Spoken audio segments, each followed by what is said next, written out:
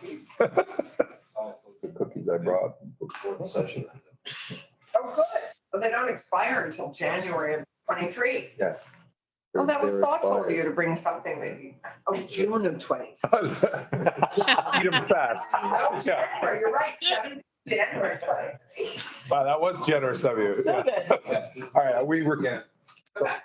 So we're recording now. Okay. So just before we continue on, I Yep. want to make sure, especially for people that might be listening to this recording, that whatever we're talking about here is, we're just putting everything on the table. There's nothing in here that we're making any decisions on. That'll be done, months from now. And so I don't want people to get nervous if they hear something that might be changed, that they might be adverse to. It's everything that we talk about, everything that we're doing needs to be put on the table in order for us to either go, want to go for something, or we want to just discount it and say, no, that goes away. But without understanding it and talking about it, it's not going to help us. great. Thanks, Mike. Thanks for that It's all context. for consideration. It's Exactly. all for consideration. So then for our consideration next, we have. Oh, I wanted to we were Yeah. gonna check back in, see if anything was percolating Oh, true, yeah. after having a chance to, here we go, Senator Clarkson, to digest the content and the food. Right. So I just wanted to flag for the folks on TV, there are a couple of things. What we heard as things that were kind of takeaways was questions around the base, ultimately what the base structure looks like, this consistency and continuity, sustainability as a consideration, firewalls, creating a framework to Our platform. thank Yeah. you, for people to say no to things, prioritization. In that one, though, Yeah. it's not just saying no, but it's also how do we repurpose the dollars Mhm. into something that, that's working. It's Yeah. not just saying, no, we're not going to fund that anymore, but But how do we prioritize? Prioritize. That's what it really is about. I Yeah. have to say, that's where we need help, and what it would be very helpful for the legislature in particular to have a lens through which all asks are filtered. Right. They come to us with very specific priorities and their recommendations for funding. And we know that it's all aligned and it'll all work together and it will all get Yeah. results that can be adjusted in a consistent way. The challenge we have now is we have an ask here, an ask there, and they aren't all aligned. I mean, they're just all And unequal. and unequal, and we don't, to prove the results is a question. Yeah. So then, just keeping it online, so convening and all the coordination effort is fine, but like, where's the money? Do it. And how do you plan for that? And then I think, what I heard a lot about was the importance of messaging that's going to unite people and motivate change. Mhm. And then I think what we have to think about for the rest of today is thinking today and the next ensuing months, because nothing's being decided, but Right. what is the avenue to implement changes? Is it legislation? Is it an administrative move, et cetera? And enablers and barriers. So it's a real lenses through which to look for enablers and I barriers. just ask, why are we using the word barriers and not challenges? Because I'm not sure these are just challenges. They're not necessarily barriers to doing something. We can do anything we want, as to quote Yeah. my favorite Mike Obohosky. They're just challenges. They're That works. sort of. And honestly, they're meant to be synonymous. So challenges feels like the kinds of things that are easier to overcome or more actionable, then let's do that, for sure. Challenges. Yeah. Hurdlers like barriers because they can jump over them, But I was always hitting the hurdles and they're not. See, there we go. There we go.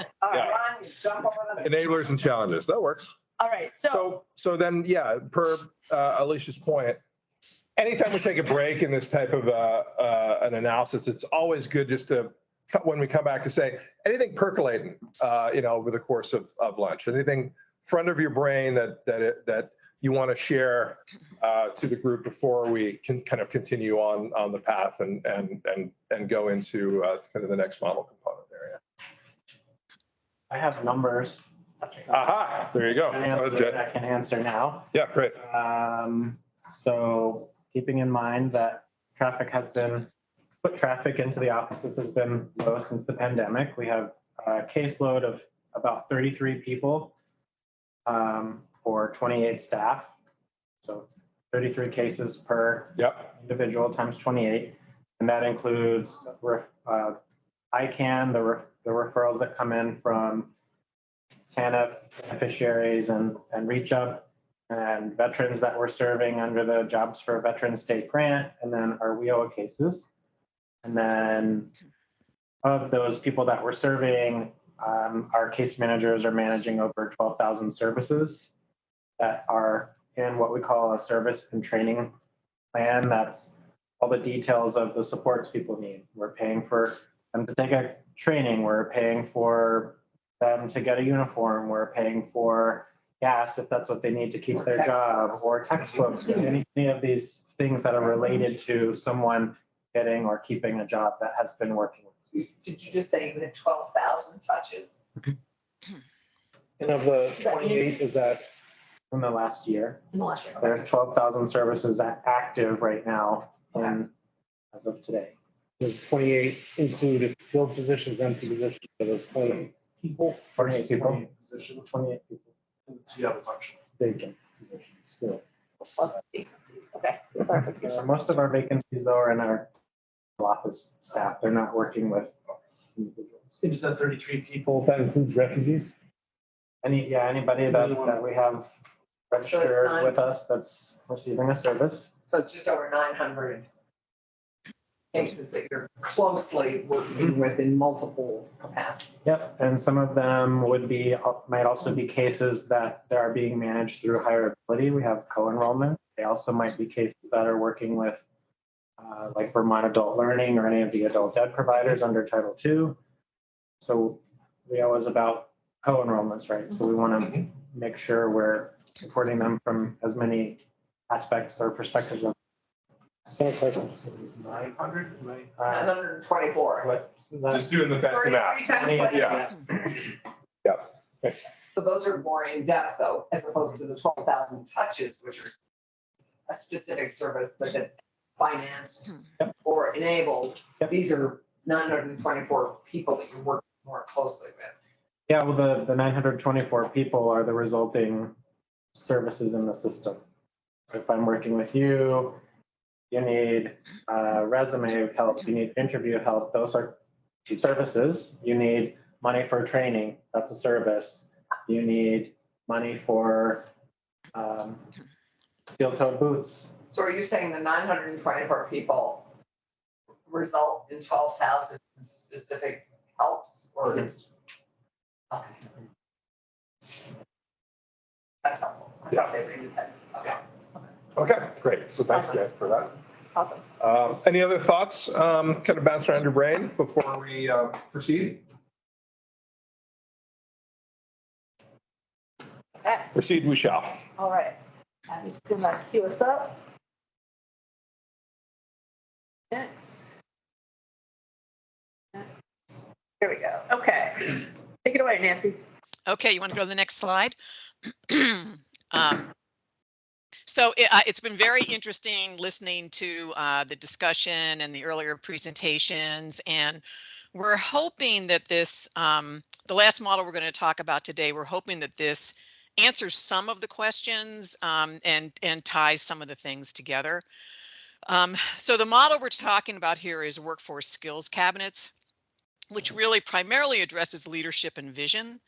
And workforce skills cabinets often go hand in hand with a sector strategy approach, and I think often work most effectively with the sector strategy approach.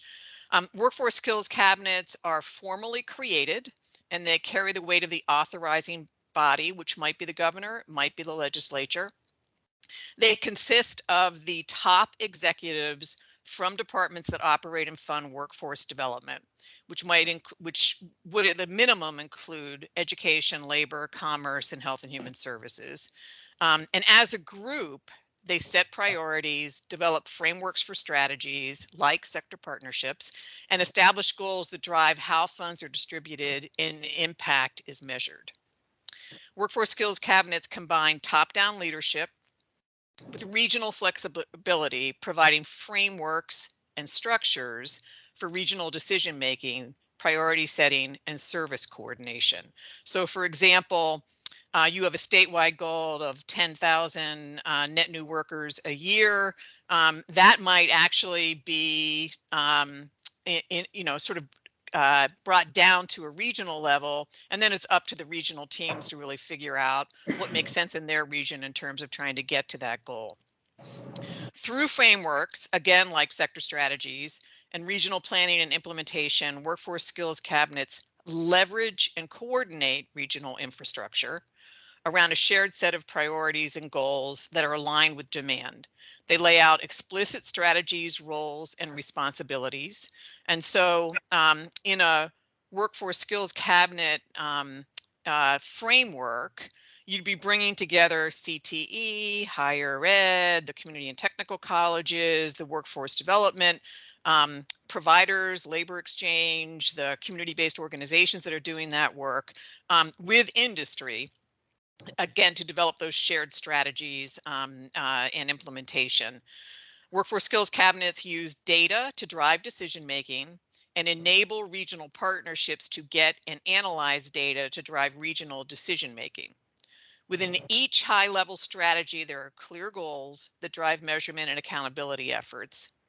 And workforce skills cabinets leverage existing infrastructure, deploying regional training, education, and labor exchange capacity, and directing funds to those organizations that are responsive to local hiring demand and meet performance benchmarks. Go to the next slide. So I'm just going to touch on the areas that we haven't talked about. So we've talked about it's formally created. There's executive level participation.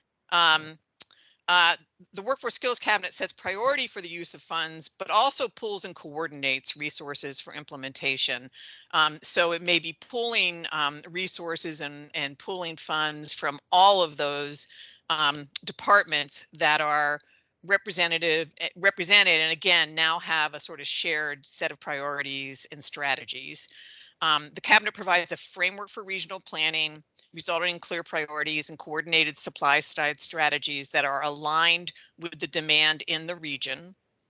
And all of the institutions engaged in workforce development, along with local businesses, are convened by a trusted intermediary. And again, we've sort of thrown out the regional development councils as a potential there, but you could also put that out to bid.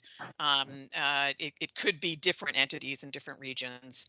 And then there are generally flexible funds that support state and regional strategies through competitive procurement. And so those might be governor's discretionary grants. Those might be state funds that the legislature passes in support of the priorities and strategies that the Workforce Skills Cabinet has put together. In my experience, I will also say that when you have this kind of shared decision-making, priorities and strategies, it also often positions states and regions to compete successfully for fairly sizable federal grants, like the Building Back Better grants and the Good Jobs grants. I'll go to the next slide. So we have a couple of examples here, Massachusetts and Indiana. And Massachusetts, the Workforce Skills Cabinet was created, 3 governors ago. So it was created by Governor deVal Patrick through an executive order. It was sustained through Governor Baker and is now still in place with Governor Healy. The State Workforce Board is a separate entity.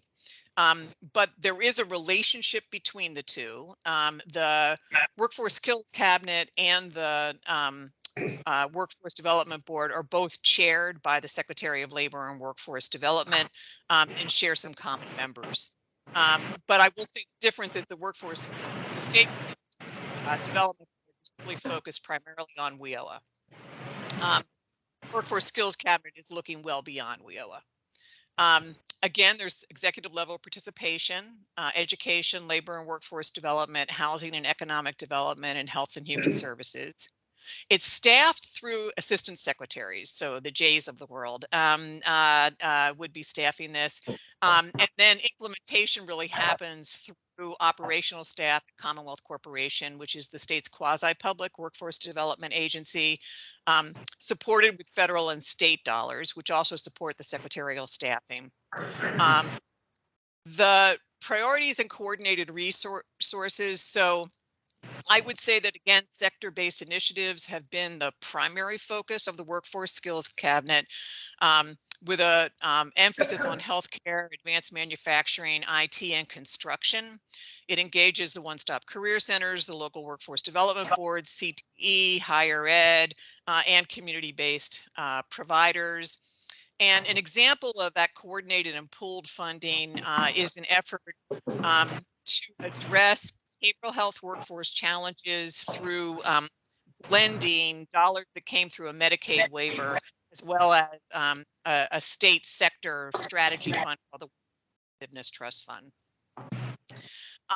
There is a framework for regional planning, and states broken into 7 regions. There's a regional blueprint effort that again brings together the community colleges, CTE, higher education, public higher education, the local workforce boards, community-based organizations, and local businesses. This happens every 2 years, and the big ones happen every 5 years, but they're updated every 2 years. And there are regional intermediaries that are tasked with implementation. The local workforce development boards, really the conveners of the regional planning teams. There's data visualization, targeted marketing campaign that promotes the different industries depending on what the region's priorities are. And then there's flexible funding for competitive procurement. So these are all primarily state appropriations.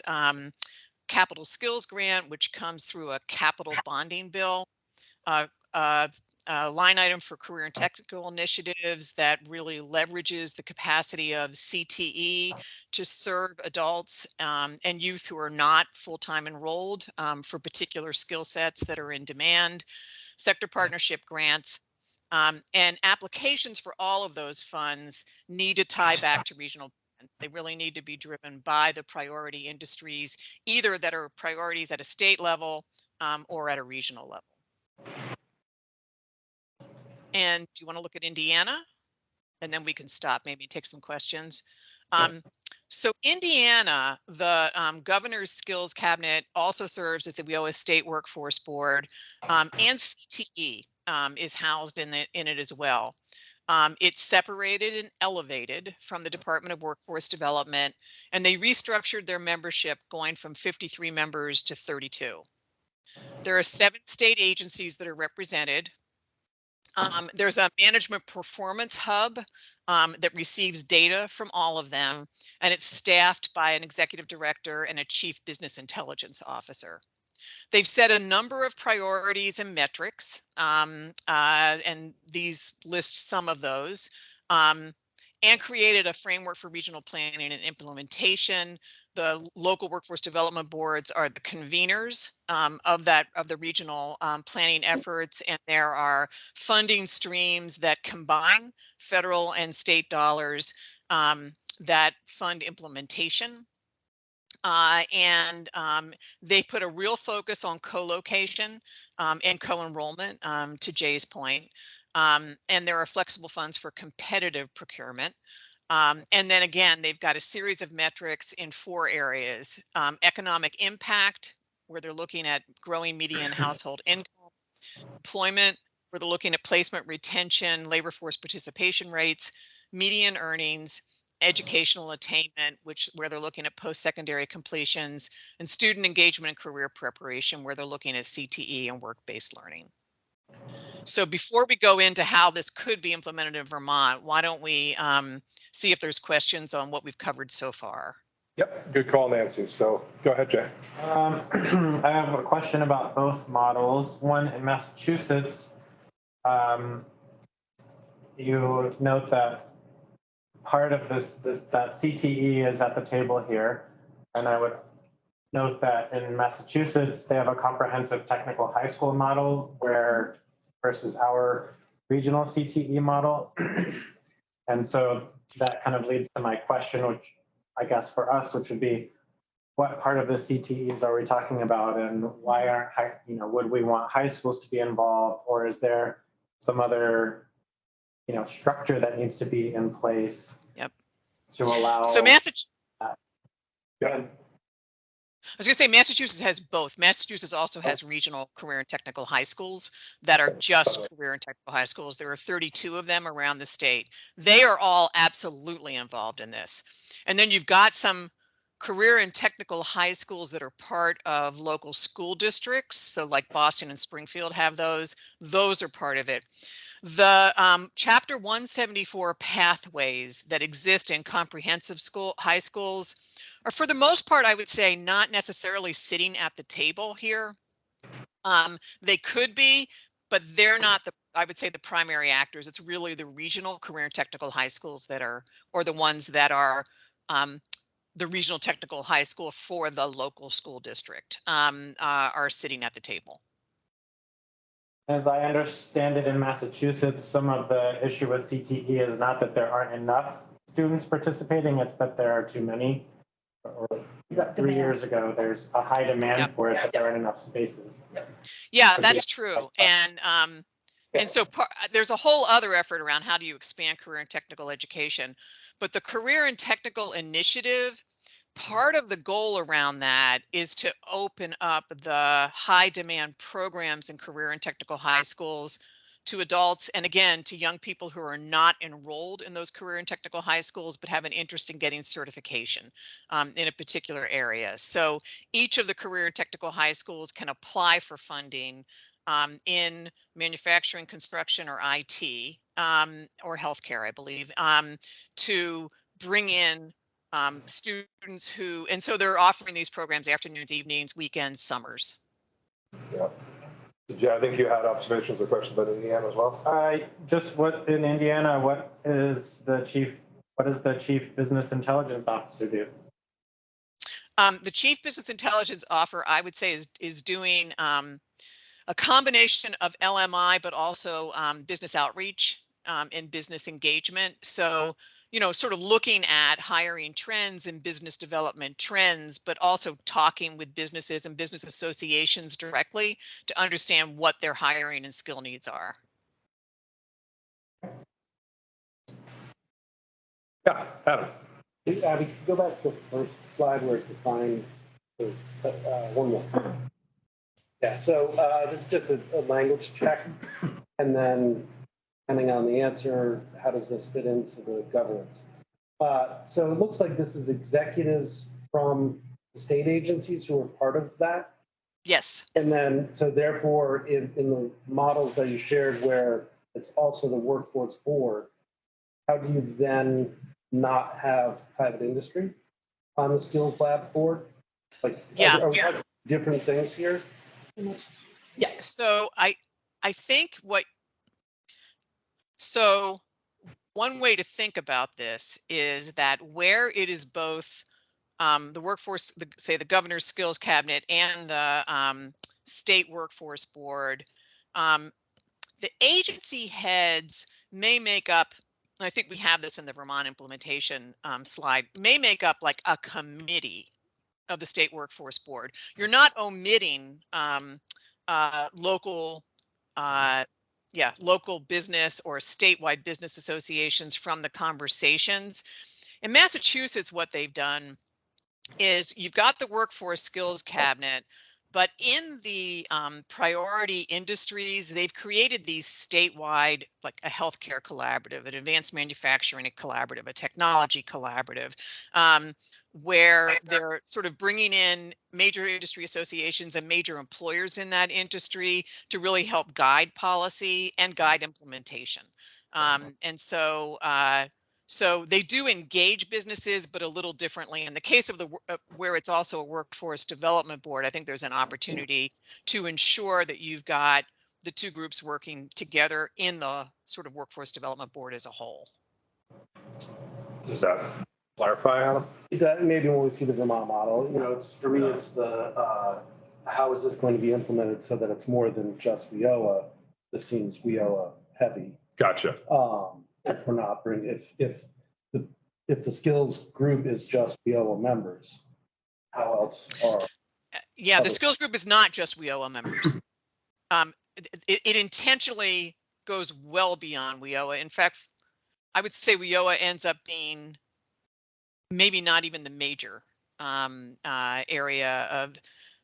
It's really looking at where do you have sort of common interests across those agencies in terms of workforce development, and how do you identify policies, funding, performance drivers that help to align the supply side, align it with demand, but also align all of the supply side efforts in those priority industries to really work well together, to understand what their role is in the local ecosystem, and to hold each other accountable, in addition to data holding them accountable for their part of the supply side efforts. And I would say in Massachusetts, WIOA is a tiny, tiny, tiny part of the effort. It's really other state funds that end up playing a big role. Okay. I guess I'm, hearing this conversation, this sort of creates a requirement, if it's an executive order, that the governor is saying, I want all of these people to get together formally and talk about and figure out how these programs should work, or what gaps we have, or where there's intentional overlap. Now these things sort of happen informally, Right. and not necessarily in a sustained, coordinated way. Yes, it formalizes and institutionalizes it so that and there's a clear mandate around what it is you want them to do, and some accountability around that. But then it's also something that it doesn't happen informally, it happens formally. And as a result, I mean, a lot of this ends up being relationship building and trust building, and over time, I think it begins to really gel. Initially, I would say there's a lot of trust building that needs to happen. But again, because you have, as my understanding is, you have some of this happening informally already, and so you can really build on some of those informal efforts to make them more formal. And again, you can house it in the Workforce Development Board. You don't necessarily have to create a new entity. Did it say for Indiana or Massachusetts who the chair of the skills cabinet is, or is there is the chair traditionally like the Commissioner of Labor? Because one of the other charges of our work group was to look at the Commissioner of Labor's kind of duties. So I mean, this could thread that needle essentially. And again, I'm trying to visualize, and you touched on this, Nancy and Adam, you asked the question to the interplay between the skills cabinet and state workforce development board, which I think I'm able to better understand based off of the last minutes here, in terms of them not being duplicative. I guess I think this is something that could potentially work for us, but I would still caution, I guess, Senator Clarkson and Rep. Marcotte, that if it was like I'm making, the Commissioner of Labor, let's say, is the chair of this cabinet, like there still might be instances where the Commissioner of Labor knows enough about what's going on, let's say for like healthcare workforce, but you would still might need to hear from somebody like that does the program administration in AHS, let's say, that they're not going to be able with their other duties of running a department and everything else, understand every last detail of every last program in state government, given their other hat as Commissioner of Labor overseeing UI, workers' comp, OSHA, other things. Nancy, correct me if I'm wrong, Indiana has an executive director. Right, Indiana has an executive director. Okay. And I would say that I think in the same way that At the regional level, you're looking to find a trusted intermediary. You're trying to do the same thing at the state level. And I don't think there's a hard and fast rule around who the chair needs to be. I think you want to build from your strengths. And if it makes sense for the chair to be the head of the Workforce Development Board, that's fine. I think it needs to feel like it's going to work for you. And so I don't think there's a hard and fast rule around that. And Kendall, you might have come in after she said this part about the roles aren't like secretary, deputy secretary, commissioner, deputy commissioner. It's people at the like program manager, director level, like me. So it'd be maybe a me and Jessica Carolus or Ruth Durkee. It actually is the head of the agency. It's the head of the agency who sits on the workforce skills cabinet. It's usually the like assistant to, it's the director of whatever the workforce development programs are that end up staffing it. But people sitting at the table are the heads of the agencies. Right. Yeah. Okay. Any other kind of questions or observations for Nancy before we kind of go into the bring the Vermont lens to this more explicitly? So,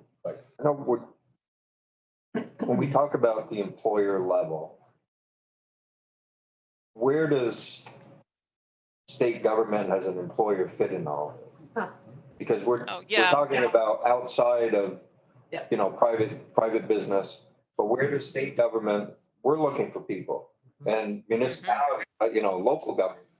So we're all employers, and we want to make sure we're not missing that piece of it as well. That we're talking about everything. Mm-hmm.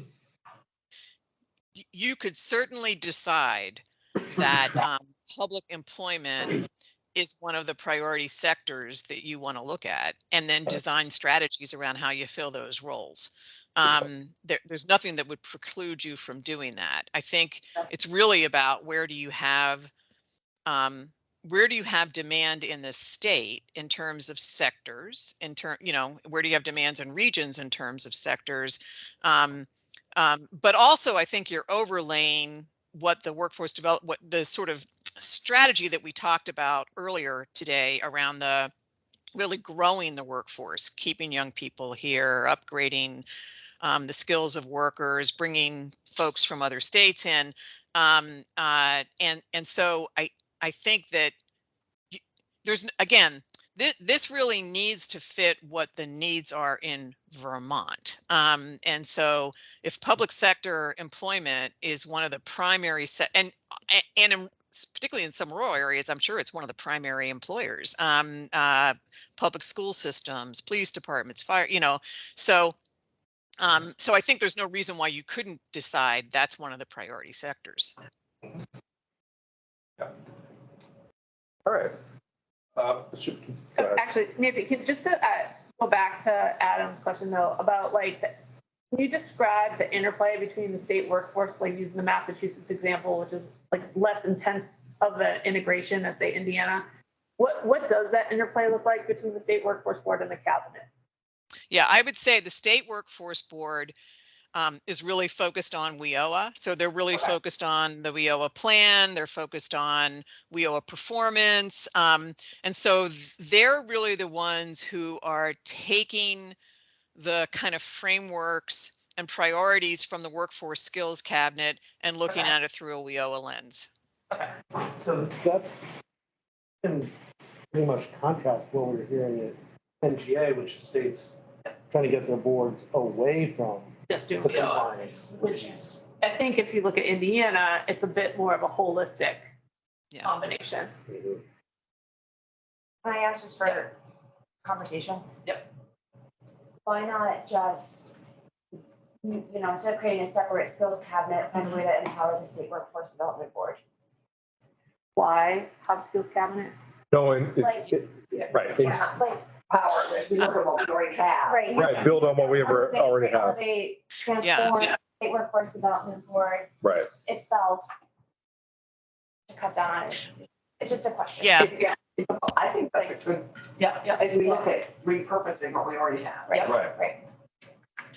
if you look at, if we go to that, how might Vermont adopt a skills cabinet? That's essentially what we're recommending, is that you don't create a separate entity. Here we go. I will say, I think in the case of Massachusetts, I think some of that was around the sort of legacy reputation of the Workforce Development Board, frankly, that it wasn't seen as a body that really carried a whole lot of weight. I will tell you, in earlier years, it did. And then it went through a period where it was really very weak. And so I think the Workforce We've had Skills the same Cabinet. challenges. Yeah, we had exactly the same challenges. Okay. So at any rate, I think you need to do it in the way that makes sense for you. If you decide to do this, you need to do it in the way that makes sense for you. But you know, given the efforts that are, sort of happening with the State Workforce Development Board and the strategic plan, et cetera, so one way of thinking about this, it's not the only way, this is like a straw man, right? Is the Workforce Skills Cabinet could be established by executive order and convened by the State Workforce Development Board. It basically becomes a kind of committee of the Workforce Development Board. The Workforce Skills Cabinet would at a minimum include VDOL, AOE, DED, VDH, and AHS. It would set priority sectors, strategies, and goals for workforce development programming, use data to drive that decision making, and then create a framework for a biannual regional planning process.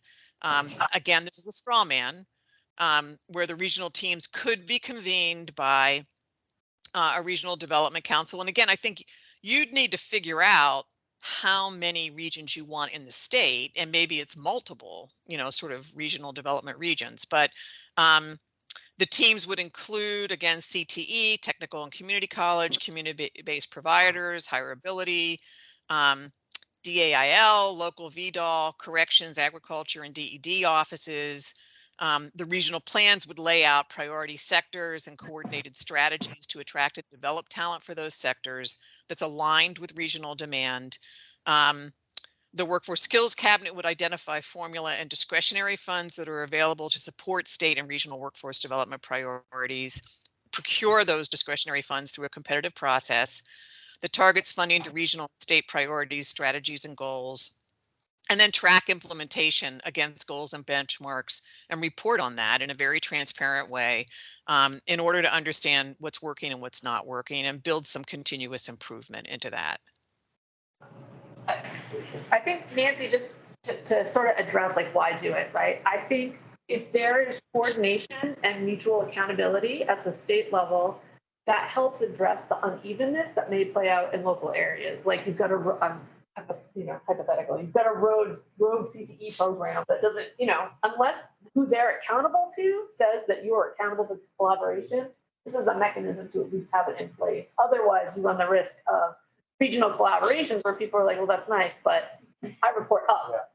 Yeah. And so this is a way to say you're going to report up and coordinate across. Yeah. And I guess the other thing I would say is I think in the interviews that we did, three of the consistent messages we heard were, one, people are really looking for leadership from the state around what the priorities and strategies are. Two, how do we improve coordination? And again, coordination of service delivery. And again, I think if you are convening people regionally, and because your regions, people know each other already. I mean, you've talked about this. They're all sitting on, some of the same groups. It's a way of more formally aligning to the supply side with where you have demand. And really talking very explicitly about who's doing what in the regions, what are the roles, what are the responsibilities, and what's the accountability that you want to put in place. And accountability is the last thing I would say that we heard.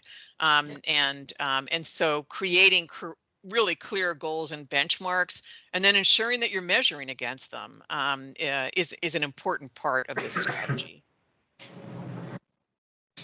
Yes, let's go Kendall J. Lorick. How does the skills cabinet interplay with some of the first options we're looking at, like outsourcing services? Yep. like could be doing, if these were options 1, 2, and 3, it seems like you could be doing something like a skills cabinet and still outsourcing some of your service delivery. Is there any interplay? Like, it seems like you could fix things, yes? Yes. If you want to. Yep. Yeah. Any of them. Yeah. I think what we were hoping to do is show like there's a continuum. I think it's evident in our conversation, the Massachusetts version. Yeah. Versus there's a whole continuum, and I think, yeah, definitely. Senator Clarkson's book. These aren't like 3 linear options, but different degrees. Mhm. And I also want to say that, if you want to flip the chart, I started to listen to things that I heard that might warrant further investigation too. So there may be more options, and that's of things to look at later. So, yes, I think your point is well taken that they're not mutually exclusive. Yeah, exactly.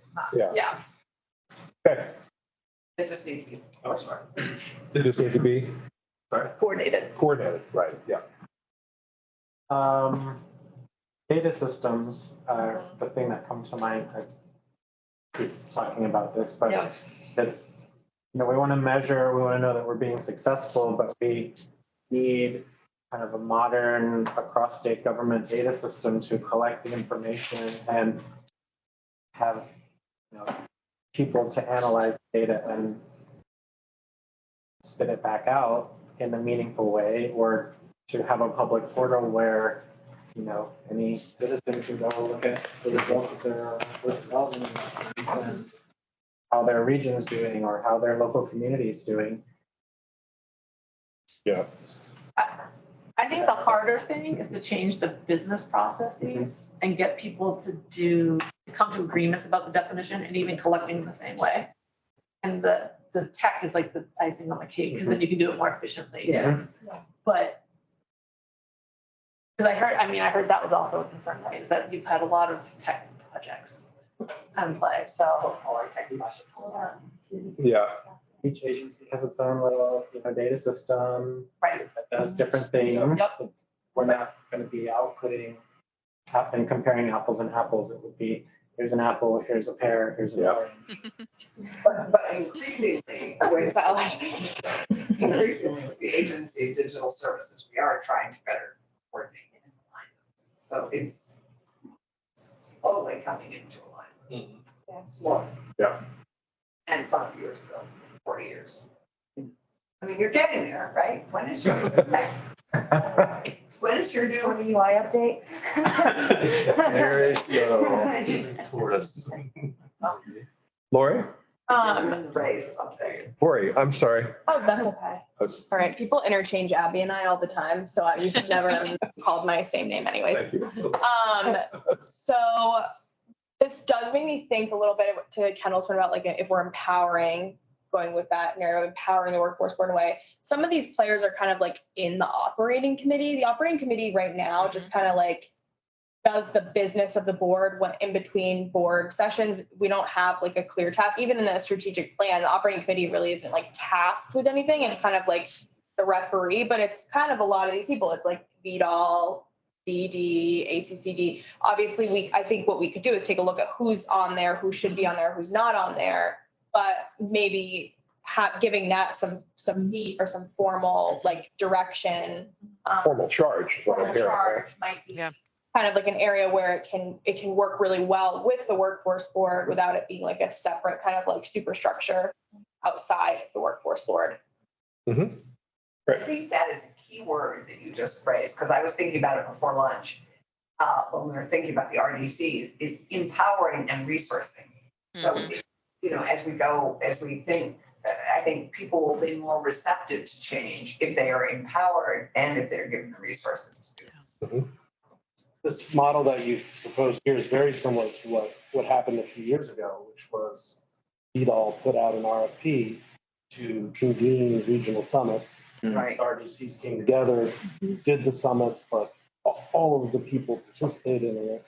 So it's already a model that was we're heading towards. Right. Whether or not it's the RDCs, whether or not it's different entities in each region, could be determined. But definitely, I think this is something we played with.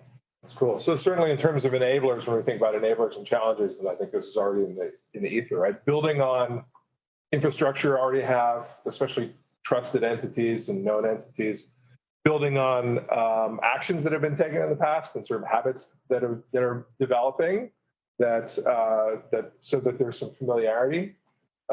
These are all, in our experience, definitely enablers of birthing a next generation system, if you will. Is that a hand, Jay? Yeah. There's a hand. It does. Railroad cross, yes. Yes. I'm not sure about this thought, but just to build off of what you were saying, Victoria, about the operating committee, whatever the iteration of this is, I think it's important. This is going to come out wrong, but secretaries, deputy secretaries, commissioners, and deputy commissioners are concerned about a particular level of things. Mhm. And when we get to program administrators or directors, people in my role, we're concerned about slightly different things. And so I think it's important for us to think about having a mix of ideas and people with ideas, people with policy concerns, with the people who are implementing, because I think that's where some of the disconnect happens now. I think that came out very well. Yeah. And Nancy, it sounds like that's some of what you spotlighted in some of the other states where there's the executive sponsorship tier and there's the staff tier. Yeah. And Right. they both And have it's the formal staff roles. that are really doing the work between the meetings, right? I mean, it's the staff that are really, they're the ones that are, writing the policies and designing the frameworks and Okay. Were there any models that were single state? Like these are both multi. Yeah, no. I did not, Nancy? Yeah. I didn't see any, but Ryan actually did a lot of that research. Yeah, no, I don't think there are any in the single states, but yeah, there's just sort of like we were saying, like a handful being implemented across a range. So we can keep looking, but it did not seem to be there at the moment. I just wonder if that's because it's overly complex, if it's easier as a single state to do something different, or why? That's a good question. I don't know. I would observe that a lot of the single states, they're doing the full complement of all of the, their VDOL equivalent is doing everything. Right. And other than we have a couple examples of where there was the unemployment insurance tax. I mean, they don't have as many range of state workforce investments that Vermont is making, as I point to the legislature, sorry. But yeah, I mean, I think you also have a rich mix of state contributions that I don't think you wouldn't look to Montana or Idaho with the same set of resources. Yeah. Go, Mike. Just when we look at number 5 and, identifying formulas and discretionary funds, but I would also look to the skills cabinet with giving recommendations to the governor on funding, not just what's there for funding, but are there funding needs that VDOL might need or that somebody else might need? Which is what happens now. Yeah, Just but don't I mean, call it right, but funded, here's, right.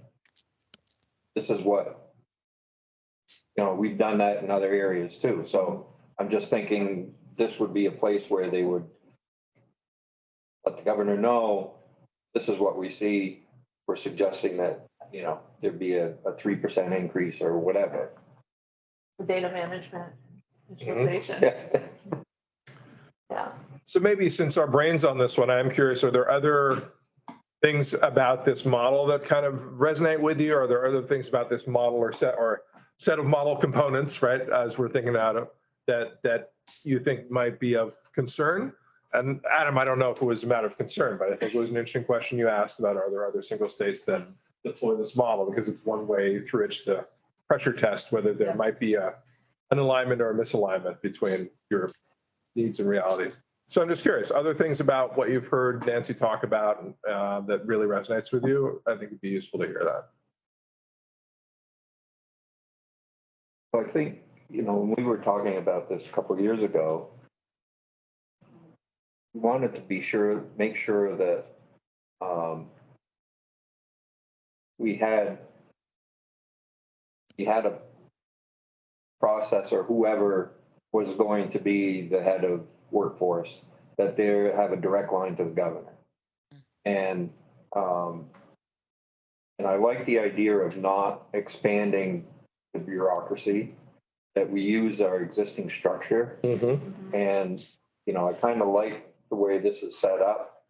May not be everything, but I kind of like the way that this sets up, that we're utilizing what we have, but creating something that through executive order, the governor is going to, you know, the governor would do this. I wouldn't be crazy about having the legislature do it. I would have more confidence in having the governor doing it, because then it is his program and these are his people. We expect you to run this program. Right. And utilizing state workforce board, and, you know, I like the idea, and utilizing the RDCs in it, but, you know, that's something that we need to get into. But I think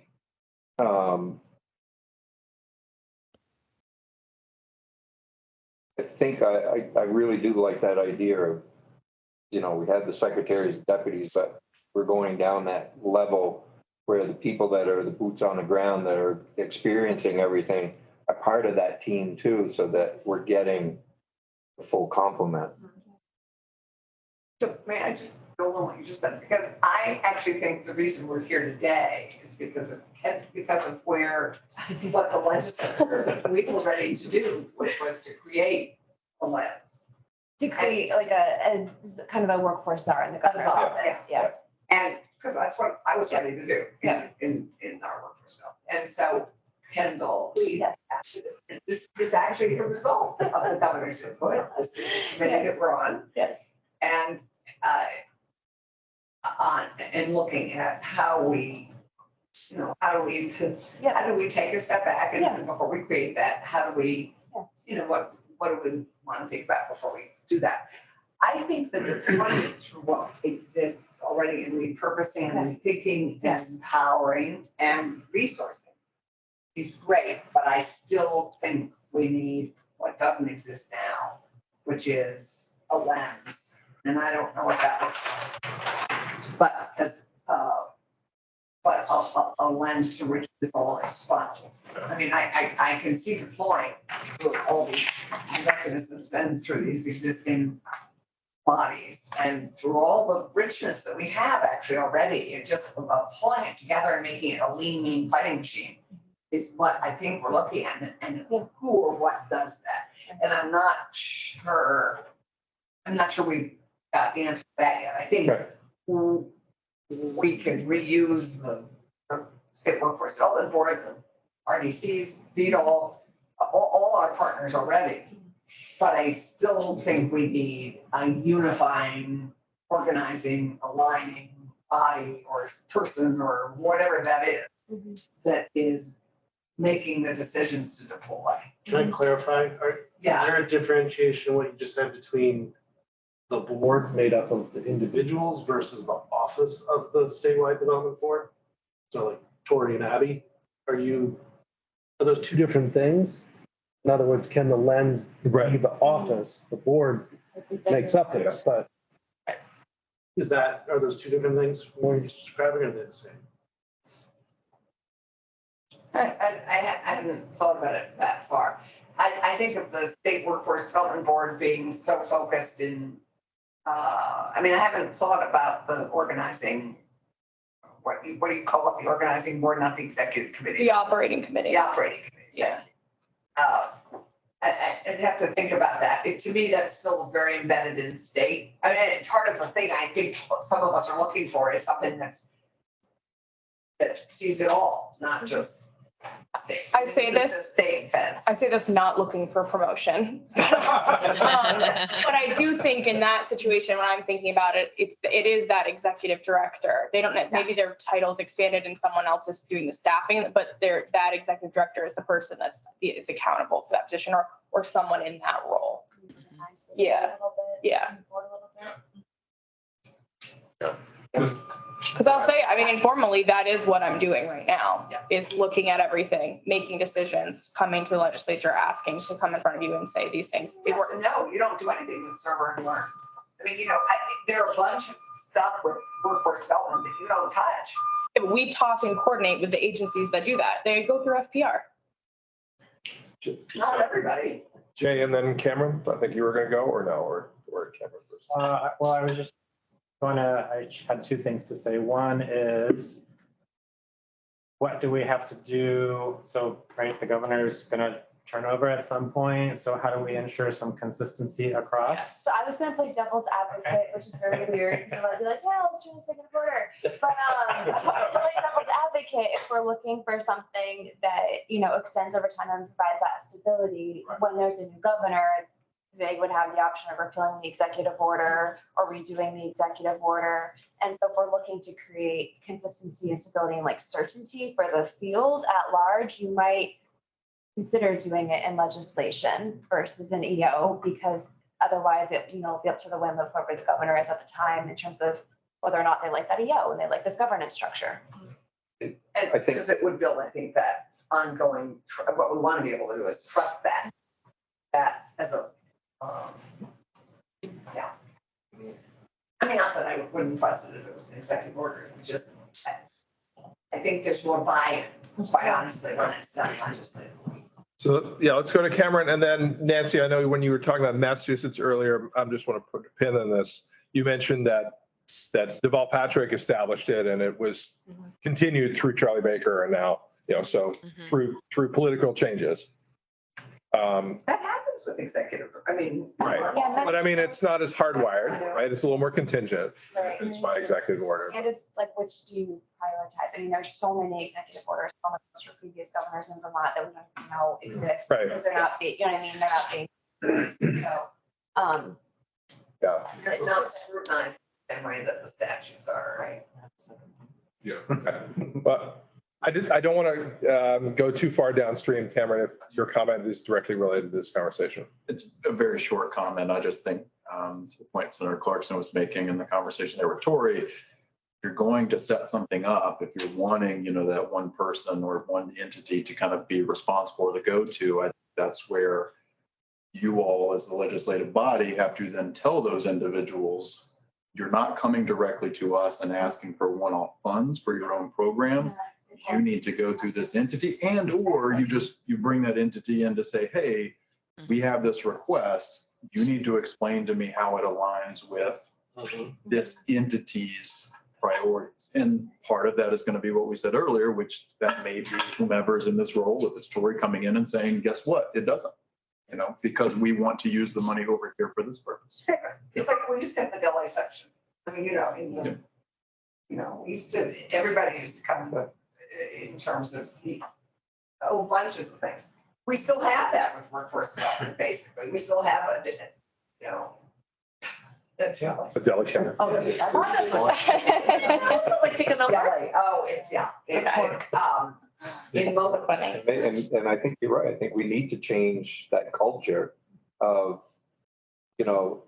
entities going directly to the appropriations committee and coming to our committee, that they need to flow through whatever agency that they go through and make their pitch, and that we're out of it. And then so it comes to us in the budget and we have those discussions and the policy committees get to talk to them. And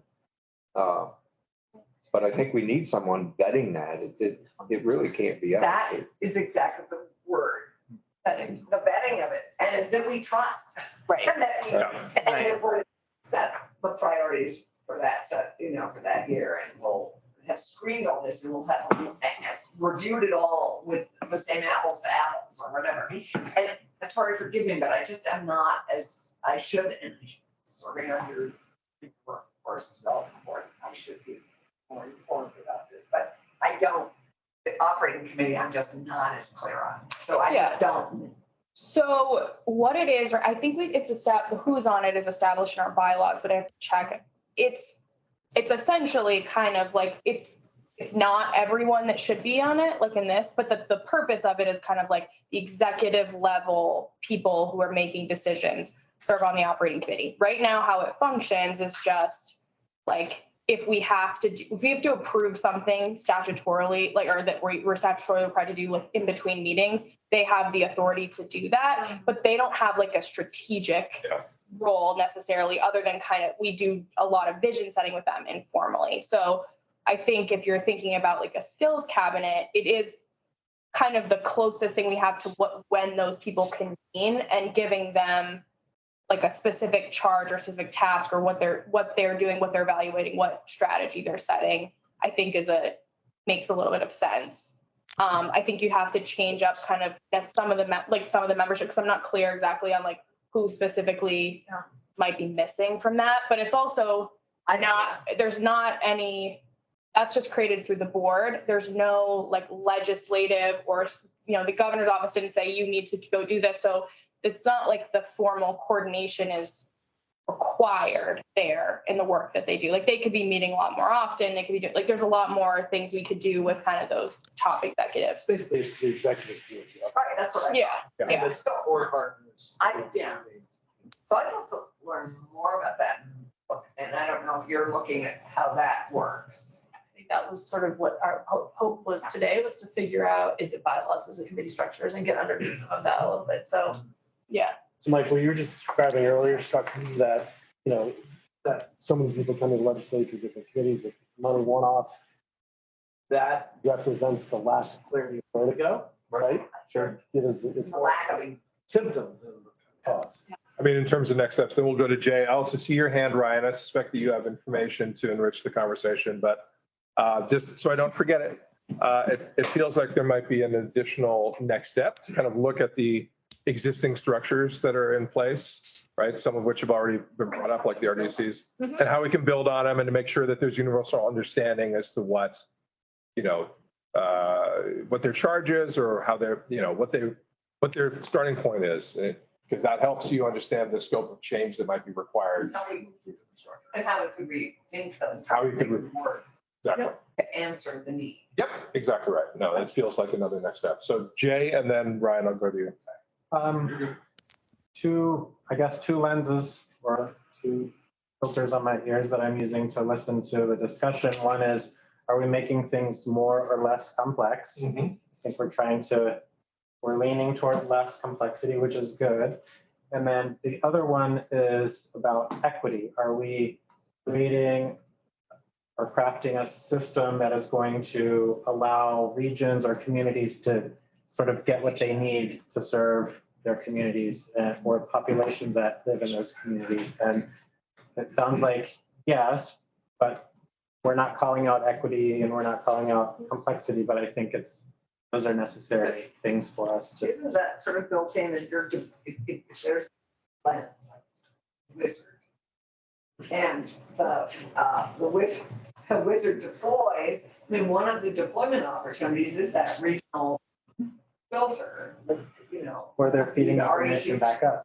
Yeah, that is all listening, all seeing, all understanding, all appreciating, all equity in that region. Yes, I think so. I just want to make sure we're. Yeah. It's a good lens through which, for sure. Yeah, without question. Yeah, that's just being cute. 6.2, 6.4 doesn't mean anything other than they're squished between 6 and 7. All right, Ryan, what do you got? Just quickly wanted to add that when we were looking at this skills cabinet model in terms of, executive order legislation, Arkansas is just in the process of announcing one as well within the last month via executive order. So as we're kind of continuing our work on these models this summer, we can kind of keep track of that as well and how that's unfolding. But just wanted to offer another perspective of executive order versus legislation. Thanks, Ryan. Appreciate it. Arkansas. Okay. Just like that. Yeah. All right. So rich conversation so far. So I think what we've got sort of the three model components. They almost feel like quarries from which you can extract elements to build a beautiful edifice, right? Integrated edifice. So I think we really want to continue the path we've started down, which is to think in terms of enablers and challenges, right?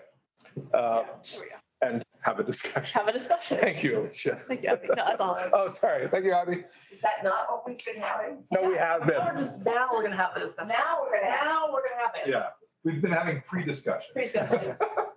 But I think, oh yeah, no, go ahead. I think the next screen though flashes up on like, this was sort of the original approach, right? Look at the examples, think about impact on job seekers, employers, and then impacting the status of the system. So there we go. Abby, thank you. Yeah, yeah. Yep. So, oh, go ahead. I totally cut you off. There you go. Go ahead, Faisal. I think you're going to speak. No. I just want to put that up there because I always like to go back to the assignments. So Yeah, that's good. The assumption with that graphic is that we're going to unlock the answer. it's not a barrier. It's a challenge. Yeah.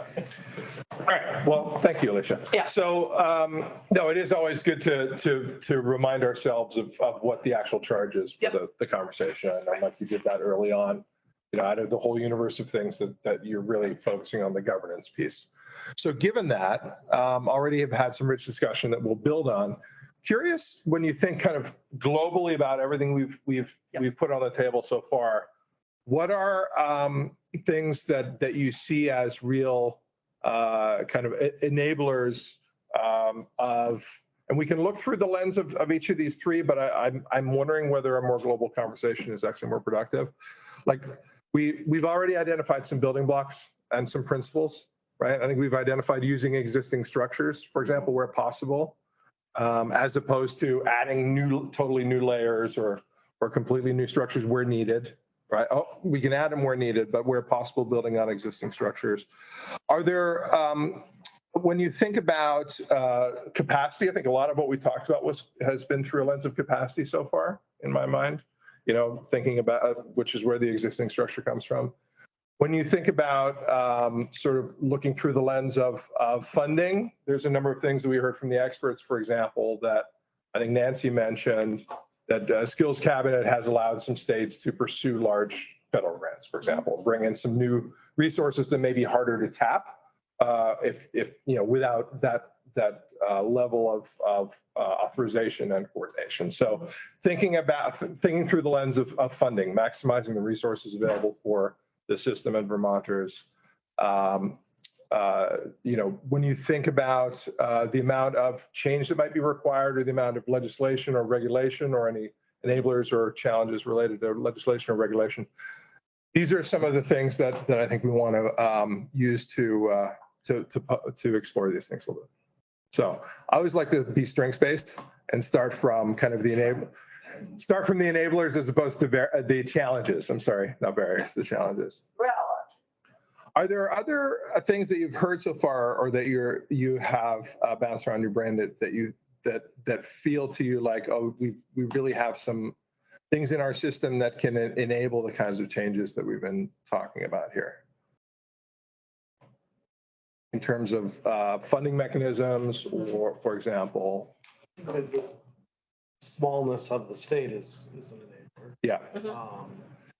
And in what way, Adam, how do you see that as a particular enabler in this case? Well, we're the size of Milwaukee. Right. So, as an entire state with the resources that we have, if it can be done in a rural implementation, I think just the access to who we have here in this room today, the close-knit, woven system that's outside of the formal WIOA, that is also connected to WIOA. Like all the parts are there. We just have to bring it together and align it. Okay, all the parts are there, and because of your size, it's a slightly more manageable environment than, if you're humongous. Yeah, just are there other kind of maybe thinking about the size? How is the size a challenge? What are the challenges that the size throws up for you all? Capacity. To get work done. Yeah.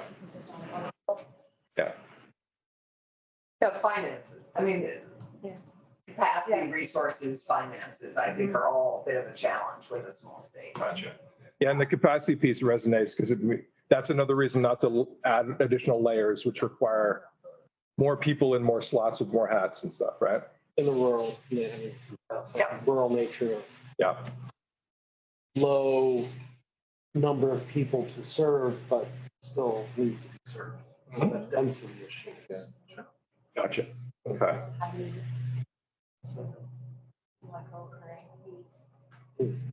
Well, we talk about capacity, it's not just human capacity, it's dollar capacity. Yeah. But it's also, if we're going to choose the RDCs, we already put a lot on the RDCs, any RPCs, and not provide additional funding.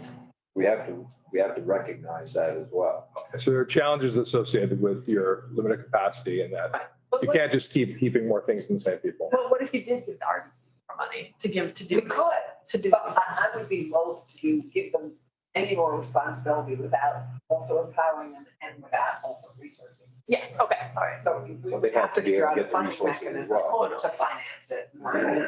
Yeah. Right. And then, so another thing that we've talked about so far is if you give more funding, you also ideally want more clarity around expectations, ability to, right? Yeah. You want to be providing funding with clear expectations, accountability, ability to measure, et cetera. Uniformity. Yeah. Yeah.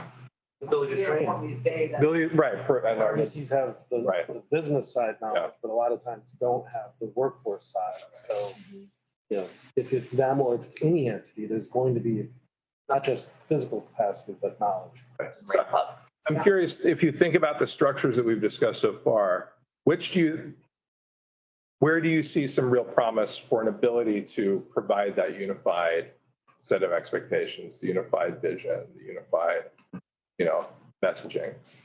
It felt like when we talked with the skills cabinet, it was starting to percolate Well, I there. think the skills cabinet is one piece of it, but I see all these three models you've given us as deployed by something above it. And Like, I see these as deployment strategies rather than a visioning entity, like, entity. okay. And to me, what we're still missing, and of course, I'm not as clear on the operating cabinet. And quite honestly, your office has, for those of us who've been around a long time, it's been up and down, like who's been in it. So I haven't put any strength in that office. I hate to say. I know. That, so I haven't thought about any aspect of the state development board being the sole body that everything filtered through, because we just haven't, over time, it hasn't been that body that we trusted fully or was working very well or was functional. So I think to your point, that's step one in doing better at that, creating uniform work that even the board members hold us accountable to. That was the point of the strategic plan, was that I will not be in this job forever. No matter, like, when there's another governor, I don't think they'll appoint me if they're, whatever. So like, that's the point of that. I think from my perspective, instead of thinking about like, we need another thing on top of another thing, maybe it's clarity and expectation from the legislature and the governor agreed upon about what someone who might sit in that role, someone who might sit above me, but in a similar, like, overseeing those operations, what they're doing, because we have all of these people kind of already coming together at the workforce board level. Yeah. So like, and to be fair, even though we're not accountable to them, I do have that 50,000 foot view. So you could have someone in a role that's responsible for some of that filtering, some of that's doing that work and actually does have, it's not impossible to get a 50,000 foot view into everything. It's just small. Right. But you need structural Yeah. accountability so that personnel changes don't undermine the important role that those functions play. In the spirit of what Mike reminded us of as we started the afternoon of getting all the ideas on the table. Yeah. Like, what are some alternative options? If again, you're looking for a base structure, you're looking for consistency and continuity. And I think that's one of the things that I heard you reflecting on a little bit based on history, right, Allison? Sustainability, what are some other, and based on what you heard today and what you know about the state, elevating the workforce development board kind of along that model that we talked about with the charge of workforce skills cabinet is just one of an array of possible ways to go, right? Yeah. So what are some other possible ways to go that you've heard that build on existing assets or existing structures, et cetera, where you could end up, it might create a platform for that source of truth, that source of consistency, et cetera, just to get all the ideas on the table. Senator Clarkson was, Go ahead, Ed. Senator Clarkson, as we touched on earlier, was suggesting a czar. Right. So a new role. Yeah. Well, we had talked, I think, when this whole discussion, some people were throwing out a cabinet level Yeah. person that is responsible for this. Not necessarily a new department, because we have so many, Right. but, But, either you take. So that would be an example of creating new structure. yeah, and it Over- might be a modest newness, because it doesn't necessarily need to be a huge behemoth. Because we have so many trusted and capable entities to delegate to. Right. With some revisioning and some repurposing and some resourcing,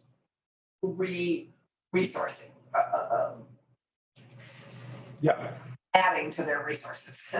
But I do think that that having one lens at a cabinet level Right. really makes a lot of sense. So that's a person or an individual role as opposed to an office, like a new entity. Because a lot of what the models that we heard feel like they were entities. Or was it GovDiff or whatever, that earlier when we were talking about the outsourcing one? Yes, the thing from Maine. The thing from Maine, yeah. Because there was some energy around the Maine example. I actually wonder if we might want to go back to that slide just to poke at it a little bit through this lens. Because that's one of the things I've been listening for is where was there some energy? There was definitely some energy in this conversation around skills cabinet. But I'm just wondering, Abby, if we could go back to the Maine example slide just to compare and contrast a little bit. So some of that Maine example is, one assumes is part of our Department of Economic Development. Yep. But to me, Okay. it's higher than that. Okay. To me, it's. Thanks, Abby.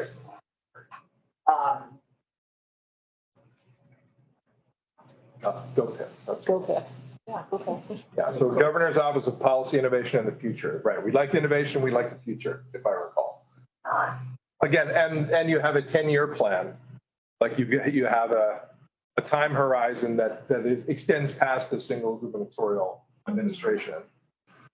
And the plus of that is it's a gubernatorial priority. There's ownership in it and hopefully funding and support.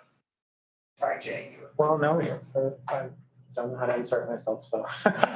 Oh, sorry. I meant to miss the hand. That's okay. I'm up and He's down. doing his railroad. Yeah, right. No lazy hand with me.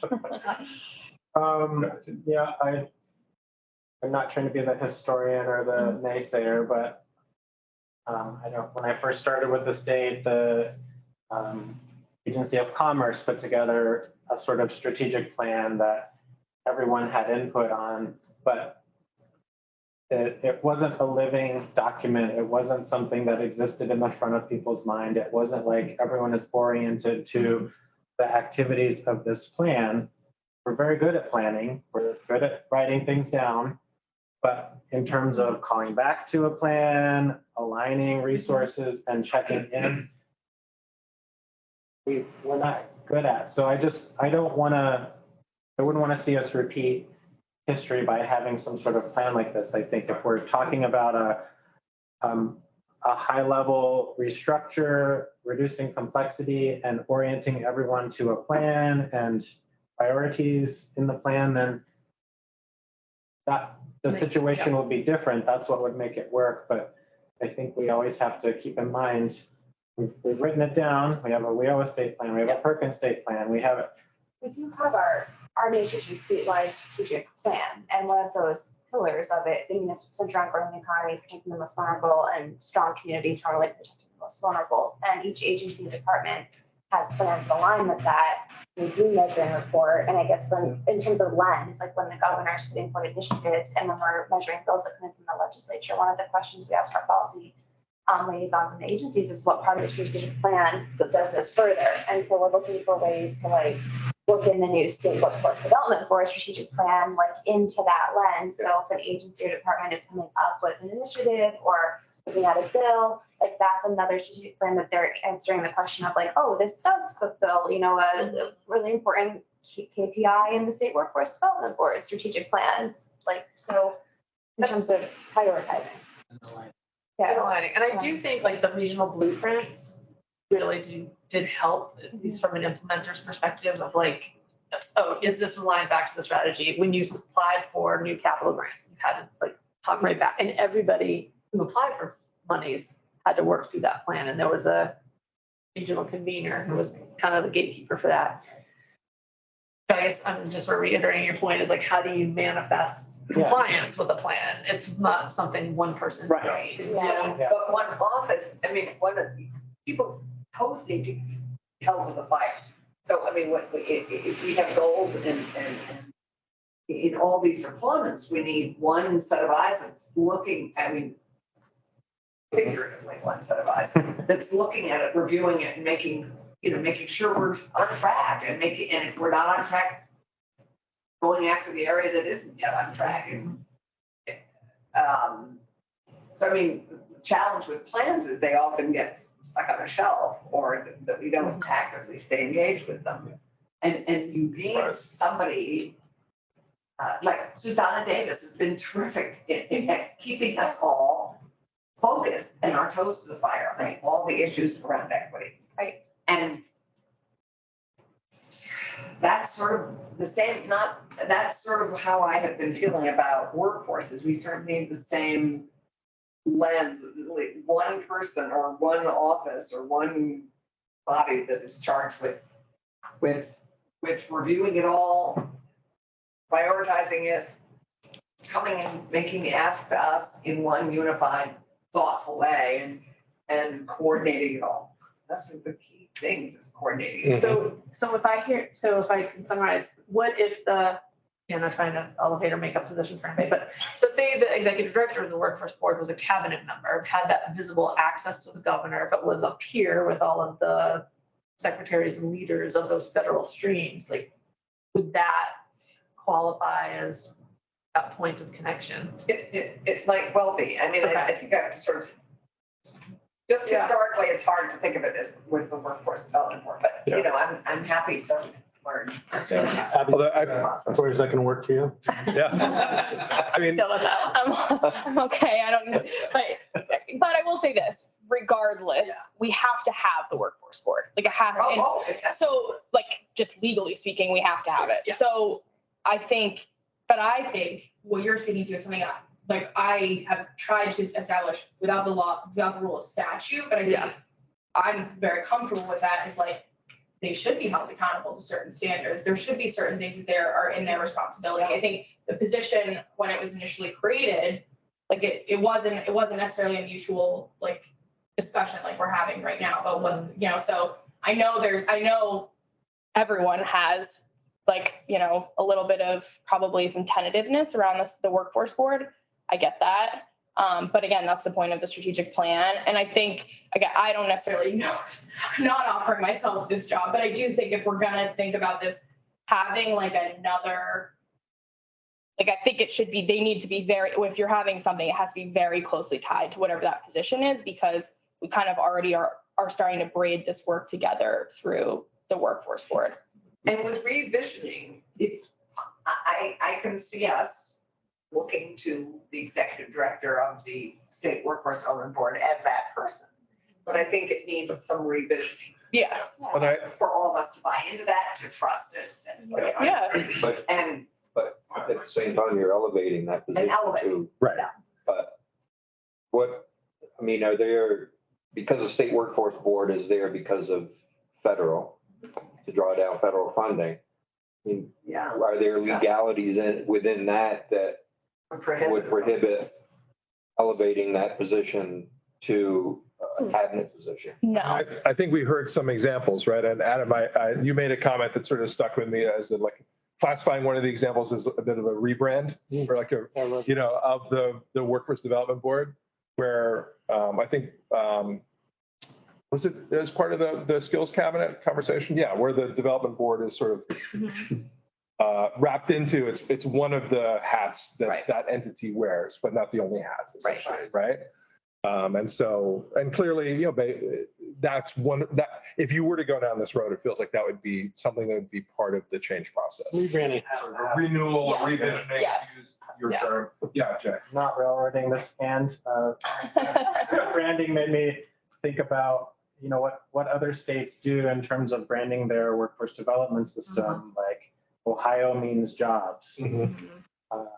That's one example that comes to mind. So we don't have a system or a branding Yeah. identity like that. And, you know, Marketing. we need one. I think the commissioner would like to see us have one so that all the partners in the workforce development system can share the same Mhm. brand identity. And it is a thing that a person could identify easily. Right. Adam? Yeah, one of the things that I keep coming back to in today's conversation is critiques of the system and comments about it is the history of WIOA, right? Like this was landed in Vermont's lap right in the transition of an administration. Yeah. And get the feet under what is WIOA, how does Vermont come into compliance? Then COVID hits.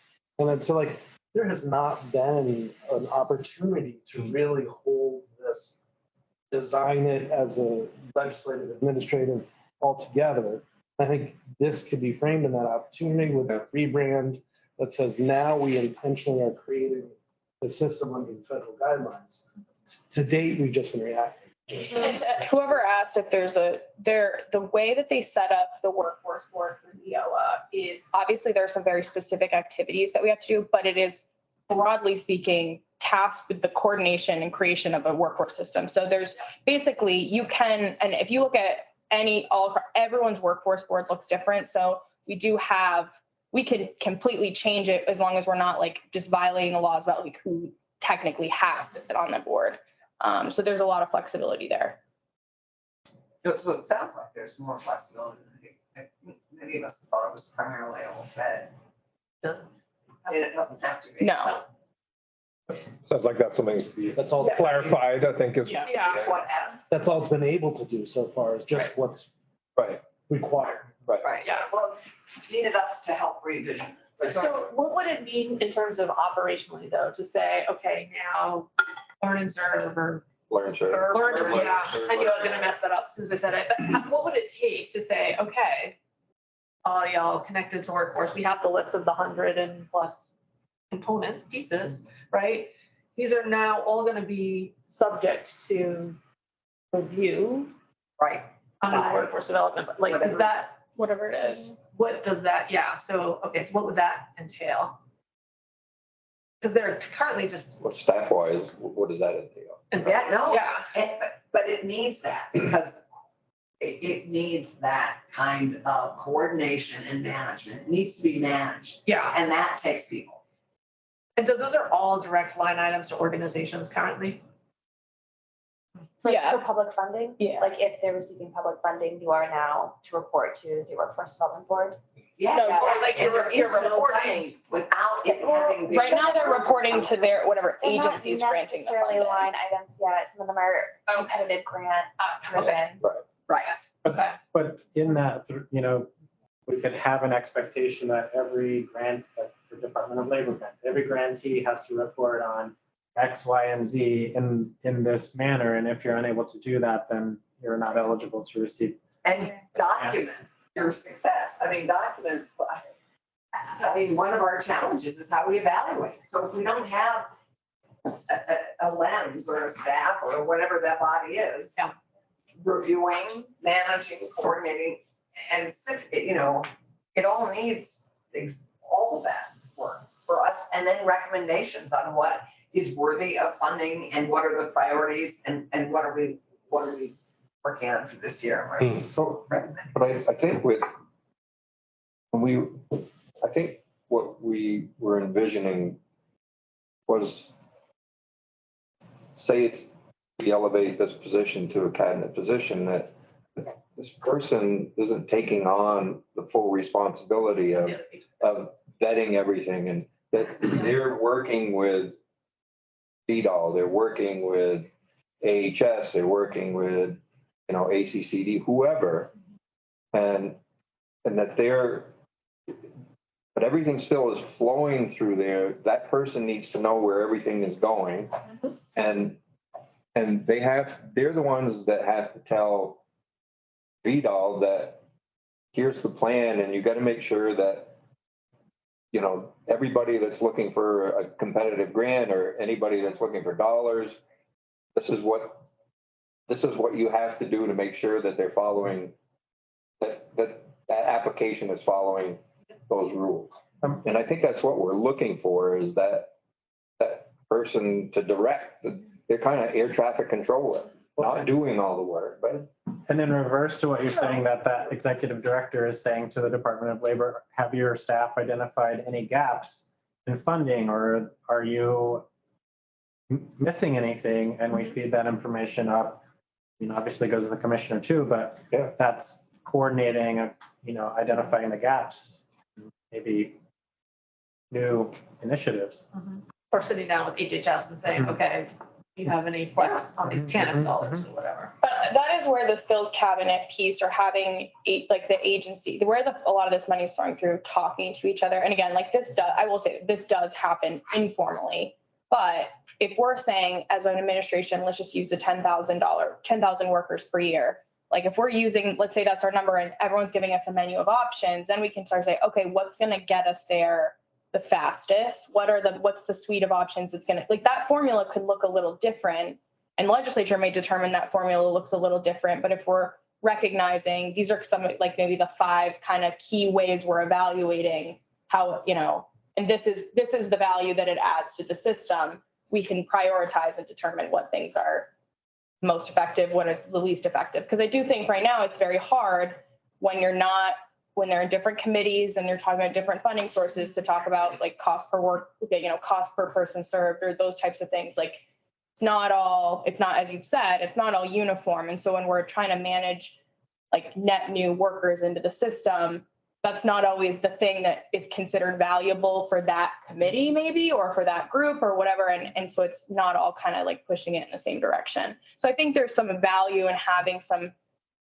forced coordination in some respects of the different agencies, because just the way that funding works, workforce is on so many different, there's no one stream that's you guys need to talk about this, how to make it work. It's, you get your funding for CTE, you get your funding for workforce development, you get your funding for earn, serve, and learn. It's all as a result, there's so much duplication. I mean, I'm sorry, looking at it from our point of view, we look and see how much of this is being duplicated in one department or the other, and in private enterprise as well. So I think that's part of what we're hoping to avoid, is be more effective with our money, because right now I think there's lots of duplication. And that we do need forced coordination. I'm so sorry. Well, we need to break down the silos, and we need to coordinate more fully. And I will say it's easier to mitigate when we're talking about the legislature versus the governor's office. When we're talking about, we're able to manage on an enterprise lens, saying we're not going to fund 2 of the same, within the same agency that are doing the same thing, or 2 different agencies. But when there's a ton of outside folks asking for money, there is a lot of duplication, and we don't always know. Absolutely. I mean, if we're not bringing it forward, we don't know, right? Jay? Two things. Forcing a conversation feels a little strong, but the opportunity for people to kind of brainstorm and strategize. You could, I'm assuming, pointing to you because you're the executive director. Pretend it's any person. To come to the table and say, okay, AHS, what are the strategies you're employing to help us get to the number of students retained per year? Okay, Agency of Education. Okay, Department of Labor. What are the cross government strategies we have to ensure we're retaining students? And the other thing that I wanted to bring to the mix here is, we're talking about really opportunity and influence, not control. But for those that are outside of the immediate circle of state government, say schools, technical centers, we don't have control, we have influence over them. And sometimes that's hard unless there's a policy change that says, there's one supervisory union for all of technical education and that superintendent is sitting at the table with the executive director having these conversations. How else could we affect change at, the regional level? Well, I think that is key, which is whoever is going to be the lens, we all see lens, is going to review and know and not duplicate and bring everyone in together, not just state agencies and departments, but the, Vermont Business Roundtable efforts and the server and learn crowd and all of these. I mean, it's to me, it's the coordinating, it's the ability to review with one value lens and make recommendations and reduce duplication and reduce duplicative dollars. Because I know we have dollars in what we just been doing. So I think that is. It keeps right out. Yeah. Well, right off the same thread here is, this is the hard part, right? It's the sort of command control dollars that we're getting into is how do we know what we build has the ability to execute what we're envisioning. Right. And that's going to come through the allocation of resources and the ability to measure those resources against the purpose. And I don't know when we get into that really complex piece of this at all, if we do, if we just leave that for others to figure out. But to me, that's at some point that's got to get wrestled around somehow. I think, some of that rests with the legislature that, we get people coming into us looking for dollars and, they might be pet things, something in our districts or whatever. It's kind of like handing the pork out and. That's the deli, what we call the deli. The deli. It's gonna be, but we, if we're gonna create this, and, try to stop this duplication of services or duplication of dollars going out, we've got to refrain as well. And trust whoever is Right, the wizard who's going to come to us and say, these are our priorities for the year, and this is how we're going to help we're funding. And we've vetted this and And doesn't meet what, you've said needs to, as part of the plan, so. When it comes to the duplication piece, I'm curious, when you think about the skills cabinet model versus a czar model, let's say, regardless of whether the Workforce Development Board ends up filling that slot or not, I like taking a half step back. I'm curious what you see as the the pros and cons maybe of a skills cabinet model, more of a shared accountability model as opposed to the czar model, in terms of being able to reduce duplication. So to me, using the term skills is a piece of workforce. I mean, it's the education piece we're building. It's the employee piece as opposed to the employer needs. So for me, skills. Maybe it's a funny term, but I mean, it's like one of the three areas. I mean, I'm happy to look. But in practice, skills cabinet is really used as the entity that looks over the whole element. Yeah. It's maybe just an awkward phrase. Call it anything. It's like NASA was created as an administration across different parts of the federal government. So we're really talking about workforce administration because we're working across the legislative branch, the executive branch, and each department. Okay, so the workforce cabinet. Yes, I would call it. Workforce cabinet. Okay. There you go. The work. But so you have a workforce cabinet, right? So I guess to your point, Yeah, like- the difference between mutual accountability versus an individual. Right. Oh, I don't care if it's a mutual or individual. I think it needs to be one lens. I mean, I think it needs to be one place where everything goes, is reviewed, is recommended out. So what comes out of that is, are the recommendations, the priorities, and all the funding could go to that. I mean, we could subgrant all the funding for workforce development to that entity, whatever it is. That is certainly a possibility. We don't need to do it individually. It would be great to not have to. But we have to trust, the quality, the expertise, and I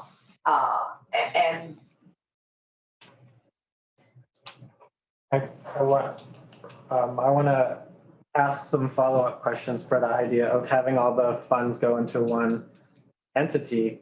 And I think about, well, how then is that entity staffed? And if, like, so if we said all of the Vermont training program funds go to this entity and all of WIOA Title I, 2, and 3 go to this entity and all the Perkins money goes to this entity. Yeah. Are they, are we talking about now a state department of employment and training or something that? Well, that's an interesting question because I think some of those dollars are already come in and go out in their own capacities, like the Perkins money and the WIOA money. I'm thinking more of our discretionary workforce dollars, we don't have any say over Perkins money or WIOA money. We don't deal with that, just the money that the state deals with. Whether it, so that we've made a priority of critical needs vocations, and that's been a priority of ours for the last couple of years, for obvious reasons, in the trades and climate change workforce and broadband workforce. I mean, we've made some priorities, but that's been only using state money. I think there's a lot of money that's you are already managing, and it's being delegated in some ways. I mean, the CTE money is a question mark. I mean, I think the CTE and education money, as we know, I mean, that's in a conversation right now. I think it's poorly coordinated and managed within education. I mean, there should be no separation, all education. But I think what we're thinking about more is more the state choices and the state money, as opposed to the federal money, which is already being, but we don't know if it's being well managed, but we assume it is. So Adam, go ahead. Again, a great segue. So when I was talking earlier about the allocation resources, I think it's also the federal. Because we know the federal dollars come into the state and they're atomized a bit across agencies and departments, all for their intended purposes. But if there's a new position and that position is tasked with realigning the system, it's very likely that some of those dollars that are currently being allocated one way may start to be allocated another way. You are so right. And so it's the measurement of those to get to that goal that would be so critical. And then therefore, what kind of levers does that individual have to ensure that that occurs across agencies and departments? If it's a cabinet level position, presumably they have, the ear of everyone else, but then they're also telling their fellow cabinet members they've got to realign their budgets. I've never been in a cabinet, but I can imagine that. The closest that would be the agency administration, right? The Department of Finance and Management. And yeah, sometimes those conversations are well received, sometimes they are not. But you're absolutely right, Adam. I mean, we all money, it comes in, we know what its purpose is, but its purpose can be used in different capacities and may not all be going in the right. I mean, it could be rethought also, as long as it meets the eligibility requirements and that the feds have. You probably shouldn't lead with that, but I think that's an expected outcome of that more developed alignment. No, you're right. The Federal vision money to be should be. able to better do that. So Jay's point, federal money maybe should be also. But, when we get to this, talking about this level, wouldn't that be a function of either the one person or the workforce cabinet or whatever we want to call it? Wouldn't that be a function of them to come up with how we structure everything. Right. And then if it has to come back to us, and it does. Right, because they may say, we've realigned every penny and we still have enough to do a public sector workforce strategy. Right. Legislature, can you put in? Yeah. This is our ask and this is why, and this is how we're gonna measure it. And you've got the support of the external stakeholders who are part of the workforce board because they've been part of the negotiation to whatever. Okay. On pooling and sharing, Yeah. right, of Yep. funds has popped up a variety of ways. Presumably that person or entity would be recommending shared pools. Do we Yeah. want to see if anybody on the call if they're listening still and if they have any opinions? Pop quiz for the people on the call. Yeah, I know, not a pop quiz, but I realized Yeah. we, Stakeholder comment. No, this is, yeah. this is that is a good principle. And I think let's go there. And then Abby, I'm also wondering, I think it's the Indiana example. There was one other slide Yeah. where there is the business intelligence officer or something like that. Yeah, Again, just an there's another place where I felt like if we're thinking about the lens, Yeah. that we may want to go there in the meantime. But yeah, folks out in the hinterland, we're going to formally invite you if you have things on your mind. Let's do the hand raising thing so we know who wants to who has some thoughts to contribute if any. Or not. We're not. We got to count to 8 Mississippis. Oh, okay. All right. It's the golden facilitator rule. Yeah, Dustin, go ahead. I have nothing specific to say. I just want you all to know I've been listening the whole time. All right, a gold star on your report card, Dustin. Very good. Nice. Thank you. We're relying on self-report data, but that's fine. Thanks for that. Any other thoughts? We're going on faith. Everybody else also Yeah. is, fabulously engaged. All right, cool. Thank you. That's a good call. Okay, sorry. No.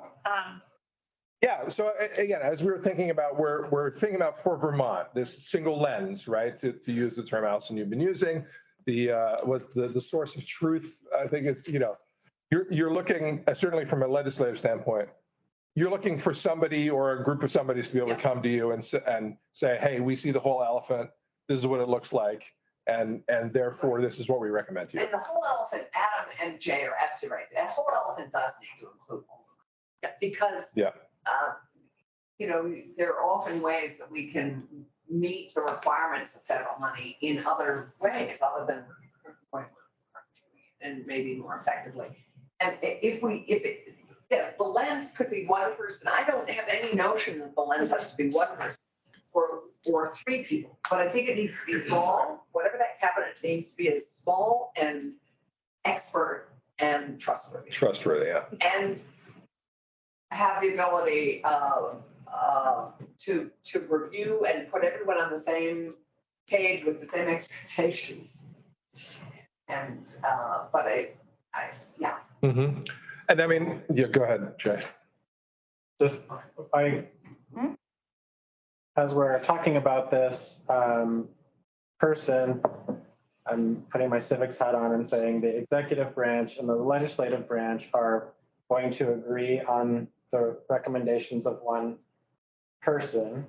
I know that the legislature has an economist and the governor has an economist, and hopefully they mostly agree most of the time. But, are we creating a situation where that's not going to work? Maybe it'll work next year, maybe it'll work the year after, but I want to be careful that we're not committing a future legislature, a future governor to something that wouldn't work out well. I think the more important piece, obviously the structure matters, but the more important piece is agreeing on what we're determining as our progress indicator towards our goals. So if say it's me, these people could come to me and I could say, sorry, nope, you do not, you really don't even hit the litmus test they will still come to your office. Because some of these proposals, they do go to our agencies. We do tell them no, then they come to the legislature. So I think the more important piece is that you can call whoever that person is, and we're evaluating these things in the same way. I think it's unrealistic for us to think if we appoint, let's say I appoint Kendall as like a workforce czar, that the legislature is just going to take what she says at face value. Like that doesn't happen with our agencies and departments today. So I don't believe that'll happen with workforce.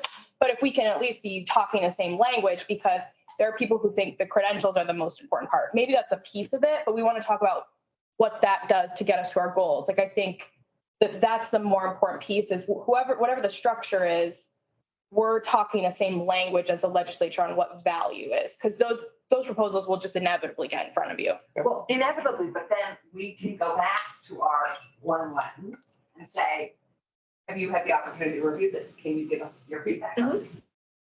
How does this proposal rank? We, just like parent shopping. Exactly. Shop. Yeah. Why can I do this? What did your mother say? I am very hip to parent shopping. And we as legislators are hip to that. So we need one group that has already reviewed it and already evaluated it and already said, no, you don't need mustard. You have failed on X, Y, and Z thing, whatever. Right. But if we're looking at the same set of criteria, maybe my eye to say, you know what, you don't meet the muster, but let's say this year the legislature really prioritizes some specific, another performance, and that at least we can say, here's what this is achieving. Like we agree these are some value adds that are gonna, like this is what this is achieving. Maybe we disagree about which program gets there faster, but like at least we're all evaluating through the same line. So I think it makes sense that like have someone kind of doing some of that filter work for the stuff that comes through. But I think I just level setting, we'd be naive to think that we're gonna this person's gonna be the trusted person on workforce no matter what comes through. It's going to be depersonalized and.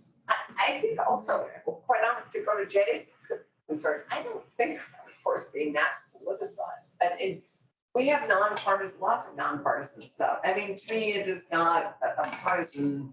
Oh, I don't mean I know it's the political. legislature and the executive, so, even when the governor was, the same party as the majority in the legislature, there's always that rub. Through the Sutherland administration, I'm very clear on that. The challenge, I think the key is the trusting that office. So there are lots of, I don't know, what's a good example? Yeah. Also, because we keep coming back to trustworthy, right? Yeah. What are the things that would create trustworthiness, right? That would cause you to really trust the information from an entity or an individual? What are the kinds of things that you would want to see? What builds that kind of trust? I think it's, Expertise. it's the data too. Data. Right? I think some of these things that are coming to us haven't been vetted. There's no data. And I think that's where some of these entities that come in looking for money need to flow through. And then we can rely on them to give us that data. You've looked at this, you've vetted this, show us your report, or a summary of your report so that we can say, oh, you're right. We're not going to fund that. Analysis. I don't know if Allison, you were saying maybe simple or there's, no, not simple, but I feel like there was another thought brewing in your head. Oh, I'm sure there's not. I think the combination of uniform data, uniform measurement, expertise, real knowledge and depth and understanding of this area. Right. The three people, let's say, that are the cabinet, or the one lens. The lens be an informed, thoughtful, respected, data-driven, measurable entity. But if it comes from one person or three or whoever, but they've gotten their information from Jay. So, I think there's a trust in the people that are on the front lines doing this. And so if we're getting that information, it's just a flow through to us that's, I think that's where trust is created, that you know, nothing against Commissioner Harrington or anything, but he's got multiple areas within DOL that he has to deal with. So does that mean that he's a workforce expert? No, he has people that he's hired to do that. And that's where we should be getting our information from. And I think, you know, normally that's where we do get it, but with an efficiency and a synthesis and analysis across the whole. External validation outside of government, right? But if your employers have to validate the data too, right? Like there's growing demand, whatever, Right. that's gonna jive. And the employers have to trust this entity, Right. this lens. I mean, that's why they need to, or this person needs to be respected outside of the government, as, you know, by the public as well. Right. So a couple of things, you know, I think you'll know when you see it, economic development, workforce development, like it's not easily defined. So I wonder if there's other examples in state government where there's a similar sort of breadth and depth to the needed data that's not any one singular thing. So like if you say, hey, we want to hear from someone about forestry, there are forestry experts and they're credentialed as forestry experts because of certain things.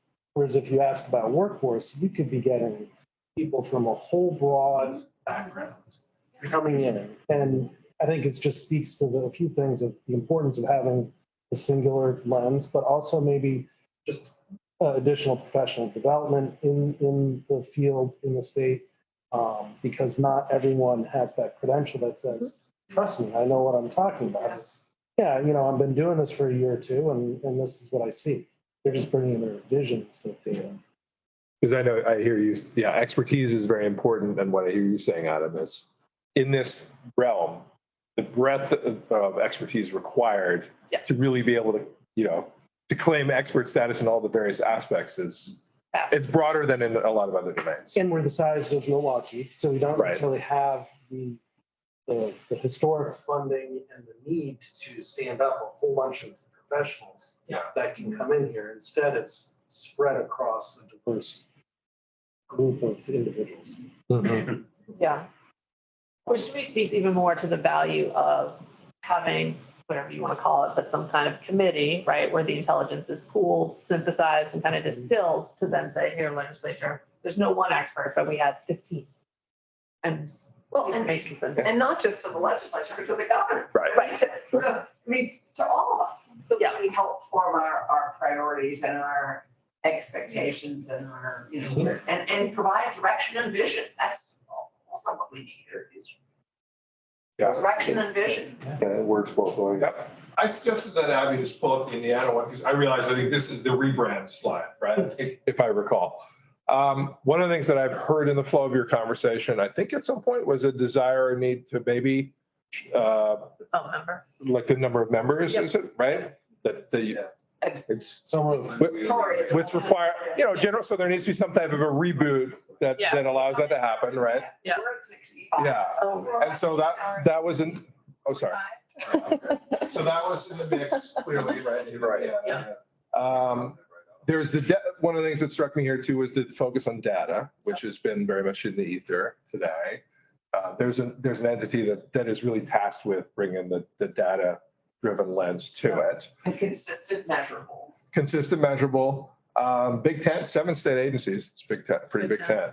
And then, you know, it was interesting hearing about the Chief Business Intelligence Officer also doing business outreach and synthesizing what sounded like sort of qualitative and quantitative data into a 3-dimensional picture. Yeah.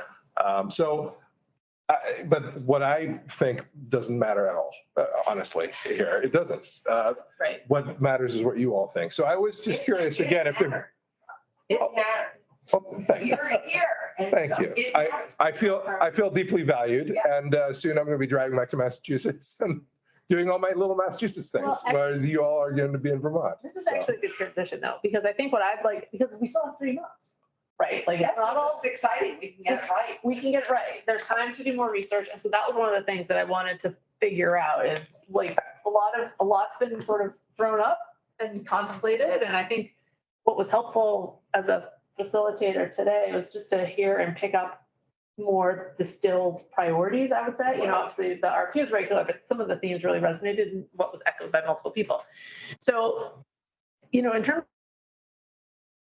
of a value added document for you at the end of the summer that's actionable and useful. Do you want me to flip the page? If you could. I mean, I think, you know, what I'd like to do is keep working with Chair Marcotte and figuring out, you know, what additional research would be helpful even before we kind of start putting together the Lego pieces, as Robin said. But I heard, you know, the customer mapping is something that we should definitely do to get underneath the data. Sorry, what is that? Oh, sorry. Following individuals and understanding how they experience the system, right? So a job seeker or an There are two employer. customers. Exactly. We Yeah. have two customers. Businesses and Businesses and, individuals. yeah. Right, yeah. And there's a third customer, which is the state, which benefits from workers being productively True. employed. So Yeah. Yes. I think the Yeah. customer journey mapping would probably be through a lens Yeah. of individuals yeah. and and potential it's businesses, employers right? as well. But then also this question came up earlier about the single states and the role of the veterans tax and whether that was an explicit part of their strategy. So we can look into that. I think I heard a little bit of an interest in understanding states where labor and commerce are housed in the same Well, agency. before we leave the veterans tax, Yeah. in all honesty, that's just one.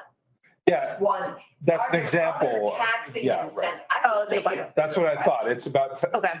is tax, pulling the tax levers in the mix, Veterans are one right? tiny Yeah. place. It's- Yeah. Yeah. I would look at what tax incentives are, make one state attractive to individual Yeah. workers. Okay. Yeah, that makes sense. Okay.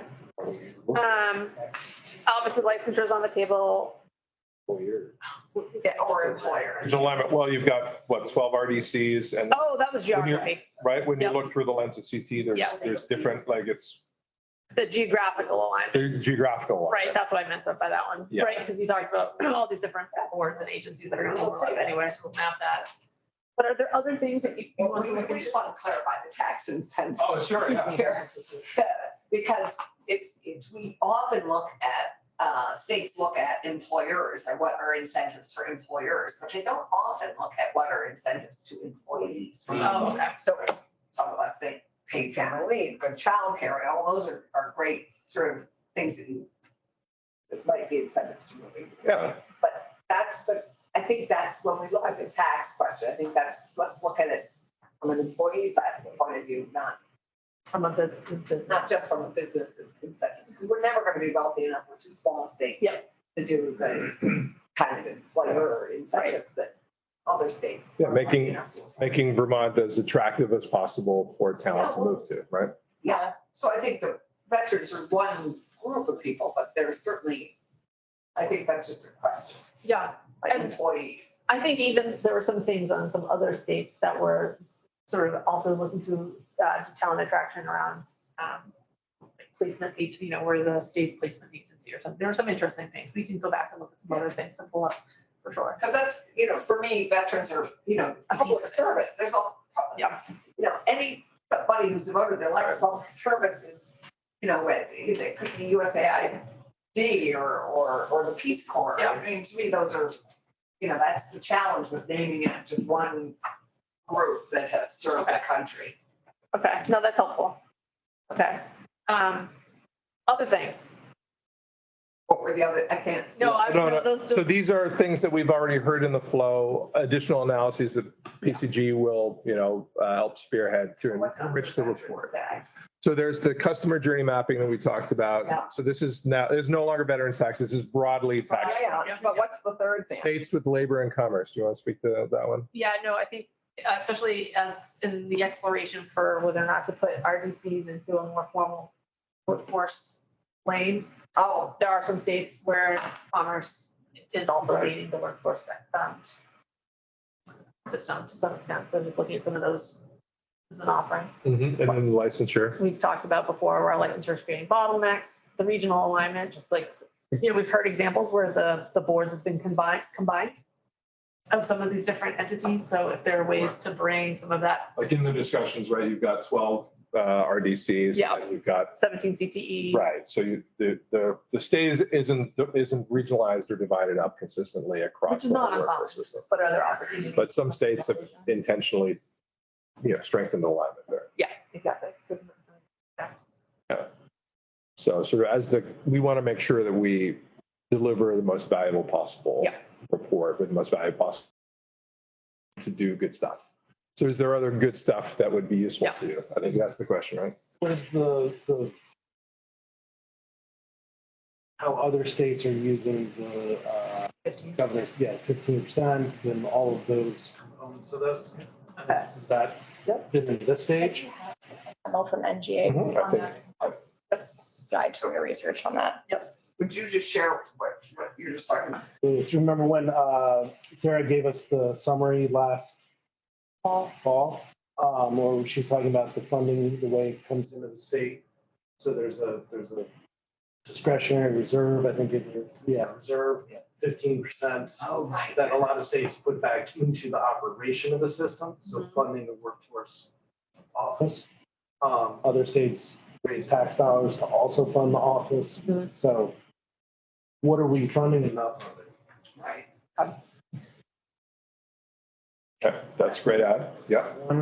One thing that comes to mind, like just research from other states, are do other states operate or do they contract for the operation of like training centers? As I think about the resources of the state colleges and the tech centers,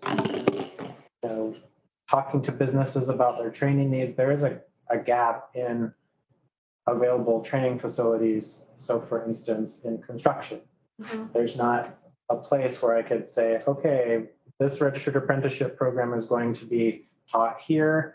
They have the space. It's not occupied by high school students in the tech centers. It can be done during the winter, where we have to do it through partnerships. And sometimes partners don't have space, which means we're limited in what we can actually. Like a dedicated training space, sort of like a firefighter. Right. So along the same lines, we've learned so much in our region recently trying to help navigate refugees through the system. Oh, right. Yeah. And it really brings forward where there's gaps in the system. So, is a BSAC eligible funding? How do we make sure those dollars can get to the individual who's trying to get training for early childhood education or English as a second language, all those other components that it's not the one handoff piece. We've already captured that. It's more, how do we make sure that those individual funding opportunities can move with an individual and fund their needs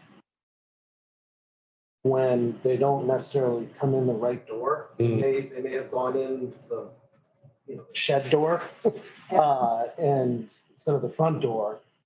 And yet if they make their way all the way through the building, they're going to understand, there's all these different funding rounds, but nobody told me I should just have gone around the front door, gotten triaged that way, rather than getting funding. Just a little bit, not exactly what you're saying, but like, I don't know how it weaves together and maybe could inform as we're contracting for, like, we're doing another contracting process to basically kind of build what that is. I think there should be at least some kind of clear nexus between like what happens here to how that'll dictate some of the work of what whoever bids on that contract. Okay, so you're doing some of that. We had a line item, we'll go through VDOL, but to the board to build kind of the New American Support Network. Yes, right. Okay. So just want to make sure whenever we do there isn't like another superstructure. Yeah. That's outside. Exactly. And there, I think we also saw some duplication in all unified desire to be more effective with our New American population. But I think a lot of duplication of effort and not. Yeah. So I'm thinking maybe that's a little out of scope given the governance and everything else, but maybe we could prioritize new immigrant as a group or an entity to profile in terms of experience. Two things, yes, my comment is generic for all users. Okay. It's just in our working with Oh, okay. Americans. I see. It bubbled up. It bubbled up. Okay. It was a good example. Yeah. It illuminated the problem, right? Yeah. So, Okay. So that's something. so Mike, just to get you caught up. So we basically were, we're asking, all of you members, what additional analyses or the lenses through which to look would enrich make the final deliverables and deliverable as valuable as possible. And so a couple of good things have already been brought up, which you'll see in the notes. Yeah. I mean, I could also summarize them, but. Yeah. No, they're all things that we were talking about in here, but. Yeah, exactly. Yeah, because I think also I want to get clear too on narrowing, especially given that there's not like a B, and C pure sort of set of models, right? So I think what I'm grappling with coming out of today's conversation is, the assignment was 3 models plus and minus. Mm-hmm. And so I'm trying to, we don't have to solve it today, but that is kind of a lingering question I have, which is, okay, we've got the front end, which is a depiction of the Vermont landscape, it's evolving rapidly. But what would be helpful in terms of the write-up? So we can talk about workforce development board, executive director, staffing, right? And how some places maybe it's a member of the governor's team, and in other places it's a senior person in labor. I don't know. That's sort of what I'm thinking through those. And so maybe how that could look. Yeah. I mean, what presentation makes the most sense for you just guys? to test something. Please. That's sort of the outsider parachuting in. Yeah. Right? So I've heard you as a group continually coming back to and being unified around a desire to have this single lens. Yeah. Right. So, but there have been discussions about a couple of different structural models, governance models, that all legitimately could serve. And they range from sort of the czar model, which is classically an individual, right? A deeply expert and trusted individual who connects the dots, right? And aggregates information and is a trusted resource for policymakers, decision makers, right? There's the kind of the skills cabinet, and you could even cut that a couple of ways. Call it workforce. Yes, good point. Thank you. So we've talked about sort of the model, like the Indiana model, sort of the rebranded workforce development board. So building on your existing, but elevating and formalizing that operating committee, right? So that could be a second model, if you will. Yep. And then, I think you've been poking it. Who I've heard so far. Right. Yeah. But with the exploration of that second model, I think maybe it hasn't landed yet, but there's a thought of this idea of a workforce cabinet, like a multi-person entity is a good idea. If it's not the elevation of the workforce development board, then what else might it be?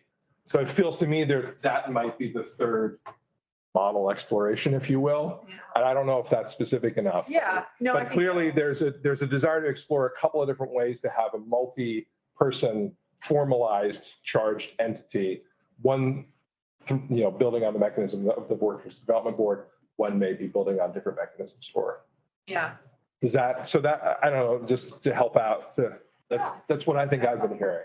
Yeah, and I think the sector strategies are kind of implied, Well, right? Because it's like whatever your 3 models, how are they plugging into these other things? I mean, and that's what I've heard is that regardless of the model, there can be a certain amount of outsourcing for specific functions like you already do in adult ed, for example, potentially.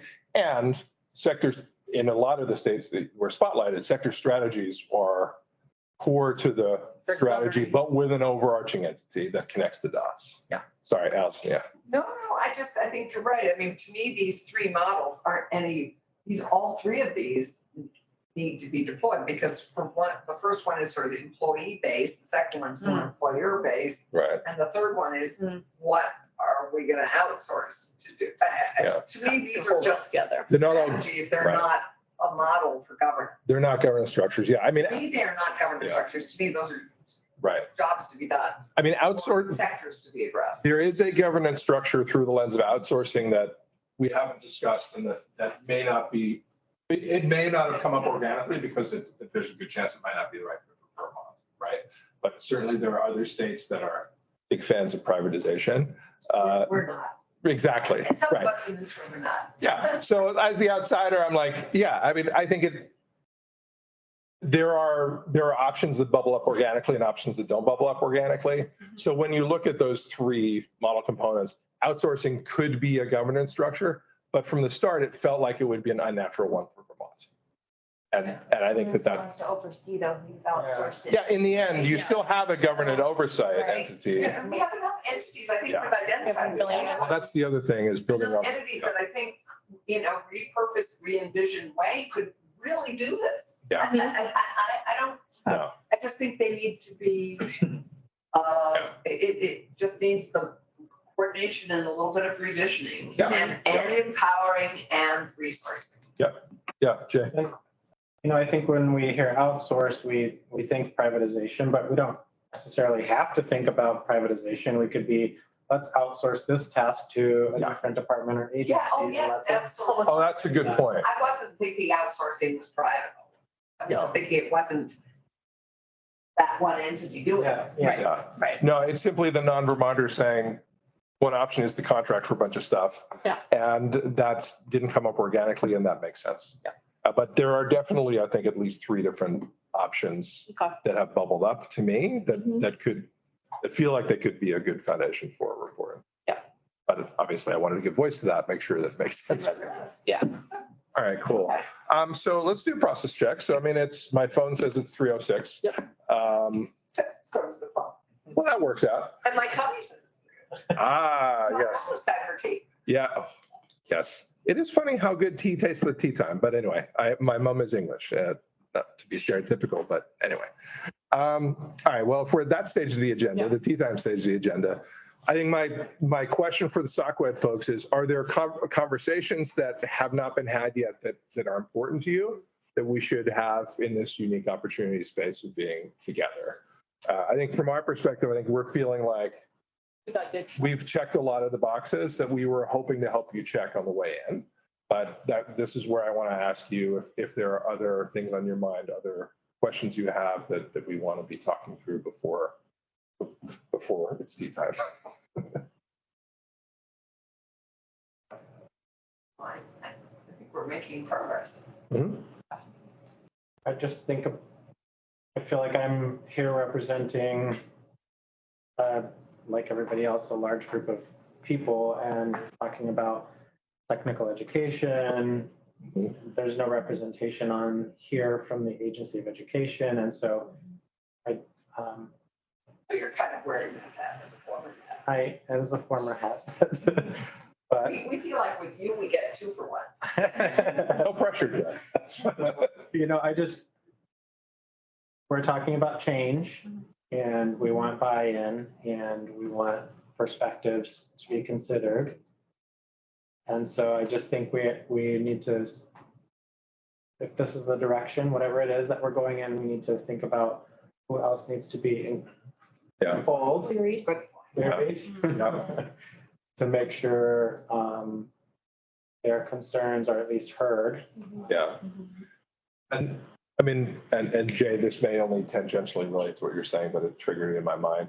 As PCG, one of the things that, and I'm a change management consultant, so like change is my thing. Good, perhaps you'd like to unleash mine. Anyway, is at the time, it's tea time. There's no unleashing at tea time. But when we provide final reports, we generally include considerations, at least for change management. And I think in this case, that would be very appropriate. And I think it would be inappropriate not to. Because per your point, regardless, there's going to be change. It's going to affect people and entities. And so I think it's incumbent on us to at least provide some thoughts related to that. Yeah. That's separate, Jay, from what I heard you say, which is also making sure that their voices are heard, not just through you and your multiple hats. Yeah. We articulated the process publicly. Today, stakeholders from the groups not here have been interviewed. Yes. Yes. We can go back. And we're not deciding anything here today, right? And even when we're over the next few months, you're going back, there's more. And then this fall, we're getting a report that has more than one eye. It's not. Correct. Here's our There's a recommendation. couple paths. Yeah. And then what do we, I guess this is the next part, is what do we plan to do with that report? Do we anticipate further discussion, or do we anticipate that report being, okay, this is what we're recommending to the committee? Because I think the way we laid this out, we then have some conversation. Right, and make I think- recommendations. Yeah, we've talked about next steps for PCG, but we haven't necessarily talked about next steps for you all. I mean, I mean, for Chair Markov, I think look at the report, then we would have to, as a group, decide which of the three options or some combination of options do we want to ultimately further as Then our recommend further on, recommendation.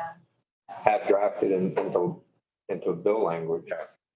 And then we have to provide those reports to the committees of jurisdiction, which is my committee and yours, and then to the education committees, the human services committees.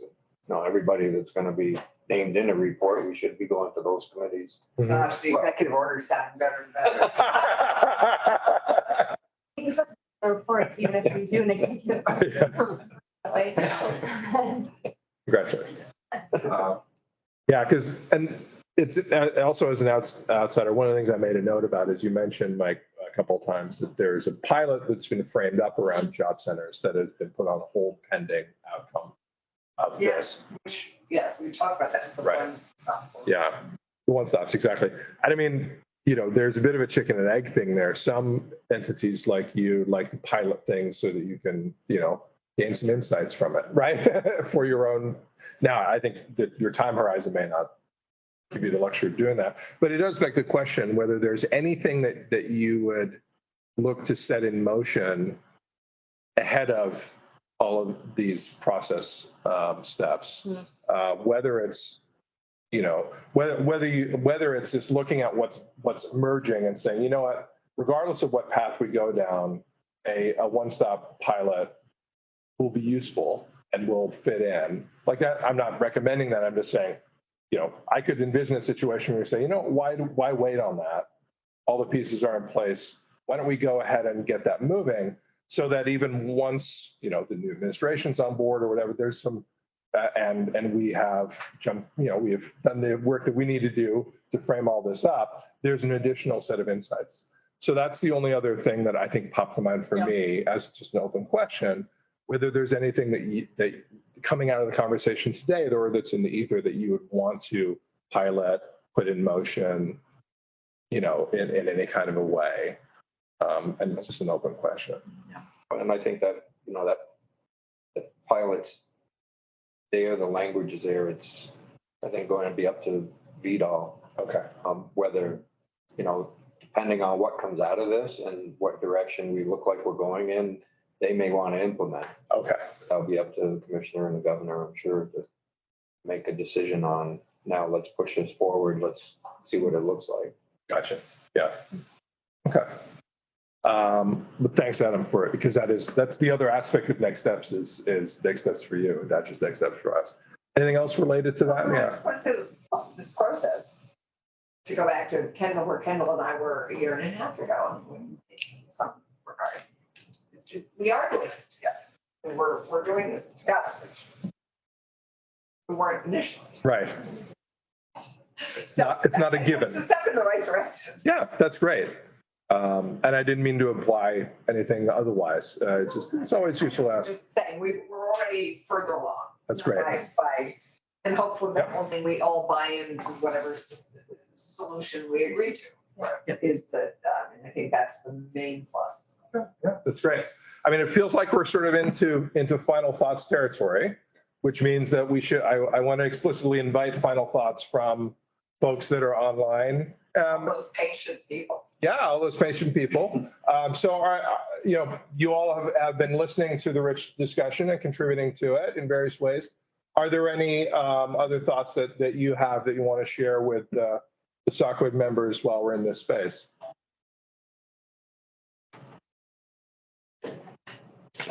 Yeah, it's a tough one. Either, or they. Dustin. He's just listening. Go ahead, Dustin. Dustin, I think promise to show your face. Yeah, I am also on a video call, so that's not going to work, and you won't be able to hear me. But I think what I want I think this group has done a really good job of getting its hands around this. I feel like that's been something we've tried to do for a very long time. And I think whatever decision the SOCWED goes to, trying to squeeze it and shrink it and kind of shorten the distance between the different partners and the different organizations. I think it's interesting that, we're talking about something that really crosses all of state government. And I think the first time the state government did something like this was when it was created, the Agency of Administration in 1970, right? Because before you had every single agency doing their own budget, doing their own thing. And you have a lot of that with workforce and training across the enterprise. So trying to figure out a way to either create the space for real, like, policy level collaboration across workforce development, or putting a person in charge to be that that person with a vision. I think all three are really good options, and I like the way the conversation is going. So kudos to all of you. Great. Thanks for sharing that, Dustin. Appreciate it. Anybody else? Other thoughts?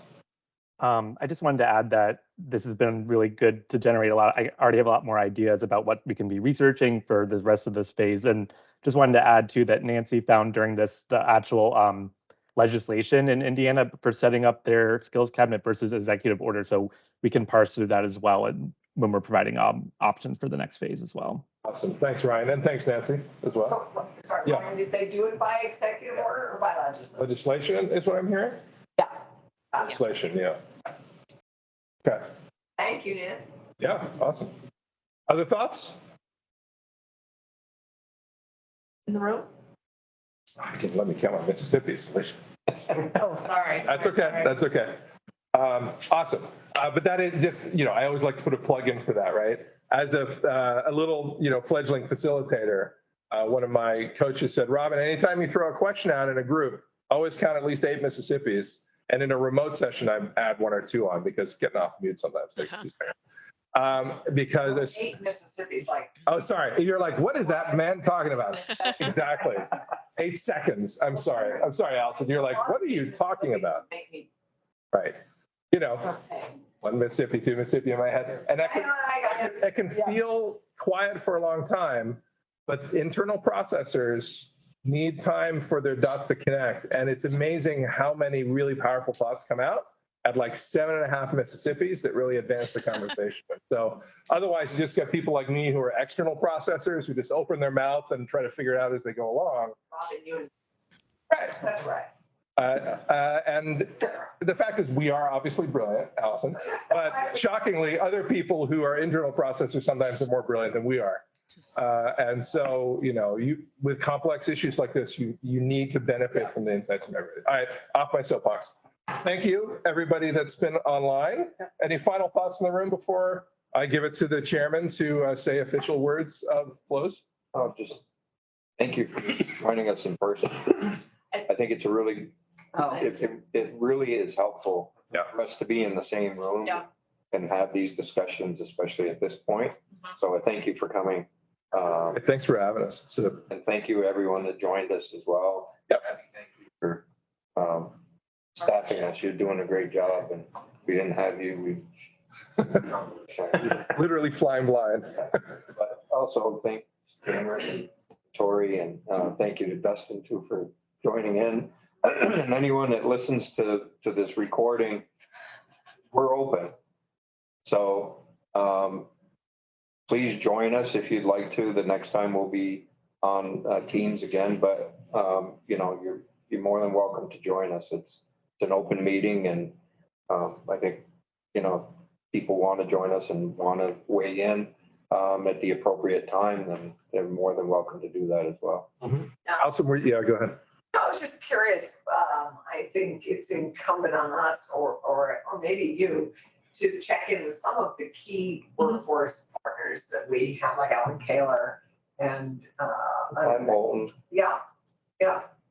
So I reached out to Pat. She's having her shoulder. Pat and Eleanor, the two I think of right immediately, but there are lots of others that really go to who are thoughtful 8 Mississippians, There you go. as opposed to us who miss Mississippi altogether. I think, you know, I know, We got there eventually. initially as well, so. Yeah, I think this is the time though to keep people engaged, not wondering what. So how do they access this meeting so that they could have listened? Is it just, do we have a webpage? Yeah, We do. yeah. This isn't, so we're not, this isn't like. Live. We, on Zoom, we live stream. This isn't live. stream. Posted after. It's posted after. But they Well, can that's join, fine. they can join in, that we But have they our can own listen website to it. and it's on public Yeah, but they libraries. they can join us live Right. on the feed. Okay. Okay. Is there a formal closing of the meeting that you do or no? Or Motion?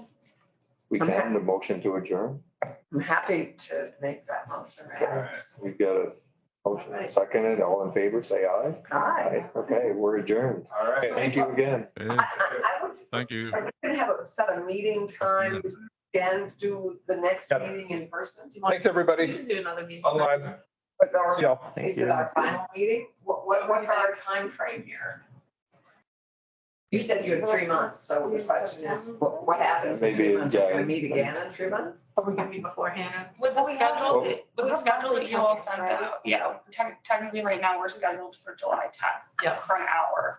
Yeah, But I that's think an that's a- update, yeah, right? That that's could be a just- Zoom update. Yeah. July 10th. Maybe when the final product is delivered, then. Then we come back together or like the near final. Or I think the year final, because Yeah. we want to be able to have input on Right. Yeah. each week. Okay, so maybe we should get together then in like, So it's now June. It's June. July, August, September, maybe sometime in September Well, August. or October. August. I was gonna say, or like September. July or late July, early August maybe, because I don't want to go too far down. This is the end of September that. I think technically, I don't have to. Mid-September. I wanna think say technically the reports contract through. is through the next fiscal year because yeah. of the legislature. Yeah. I think we just picked September Right. to extend because it Yeah. started a month or two later. Okay, gotcha. Do you have again, we can change them, but we have meetings scheduled for July 10th and August 7th, and they're Yeah. both for an hour or 2 Yeah. hours. That's a good reminder, Abby. July 10th. Yeah, so And July August- 10th from 12 to 1, and then August 7th from 12 to 1, which we can change these, but that's what we had originally Those are thought, both Mondays, so I believe, so. Good. I'd like to change the time a little bit. Lunchtime isn't bad. We It actually. is for me because I'm working on Monday. Bing, we have to I don't have listen to those extra help. gas bings.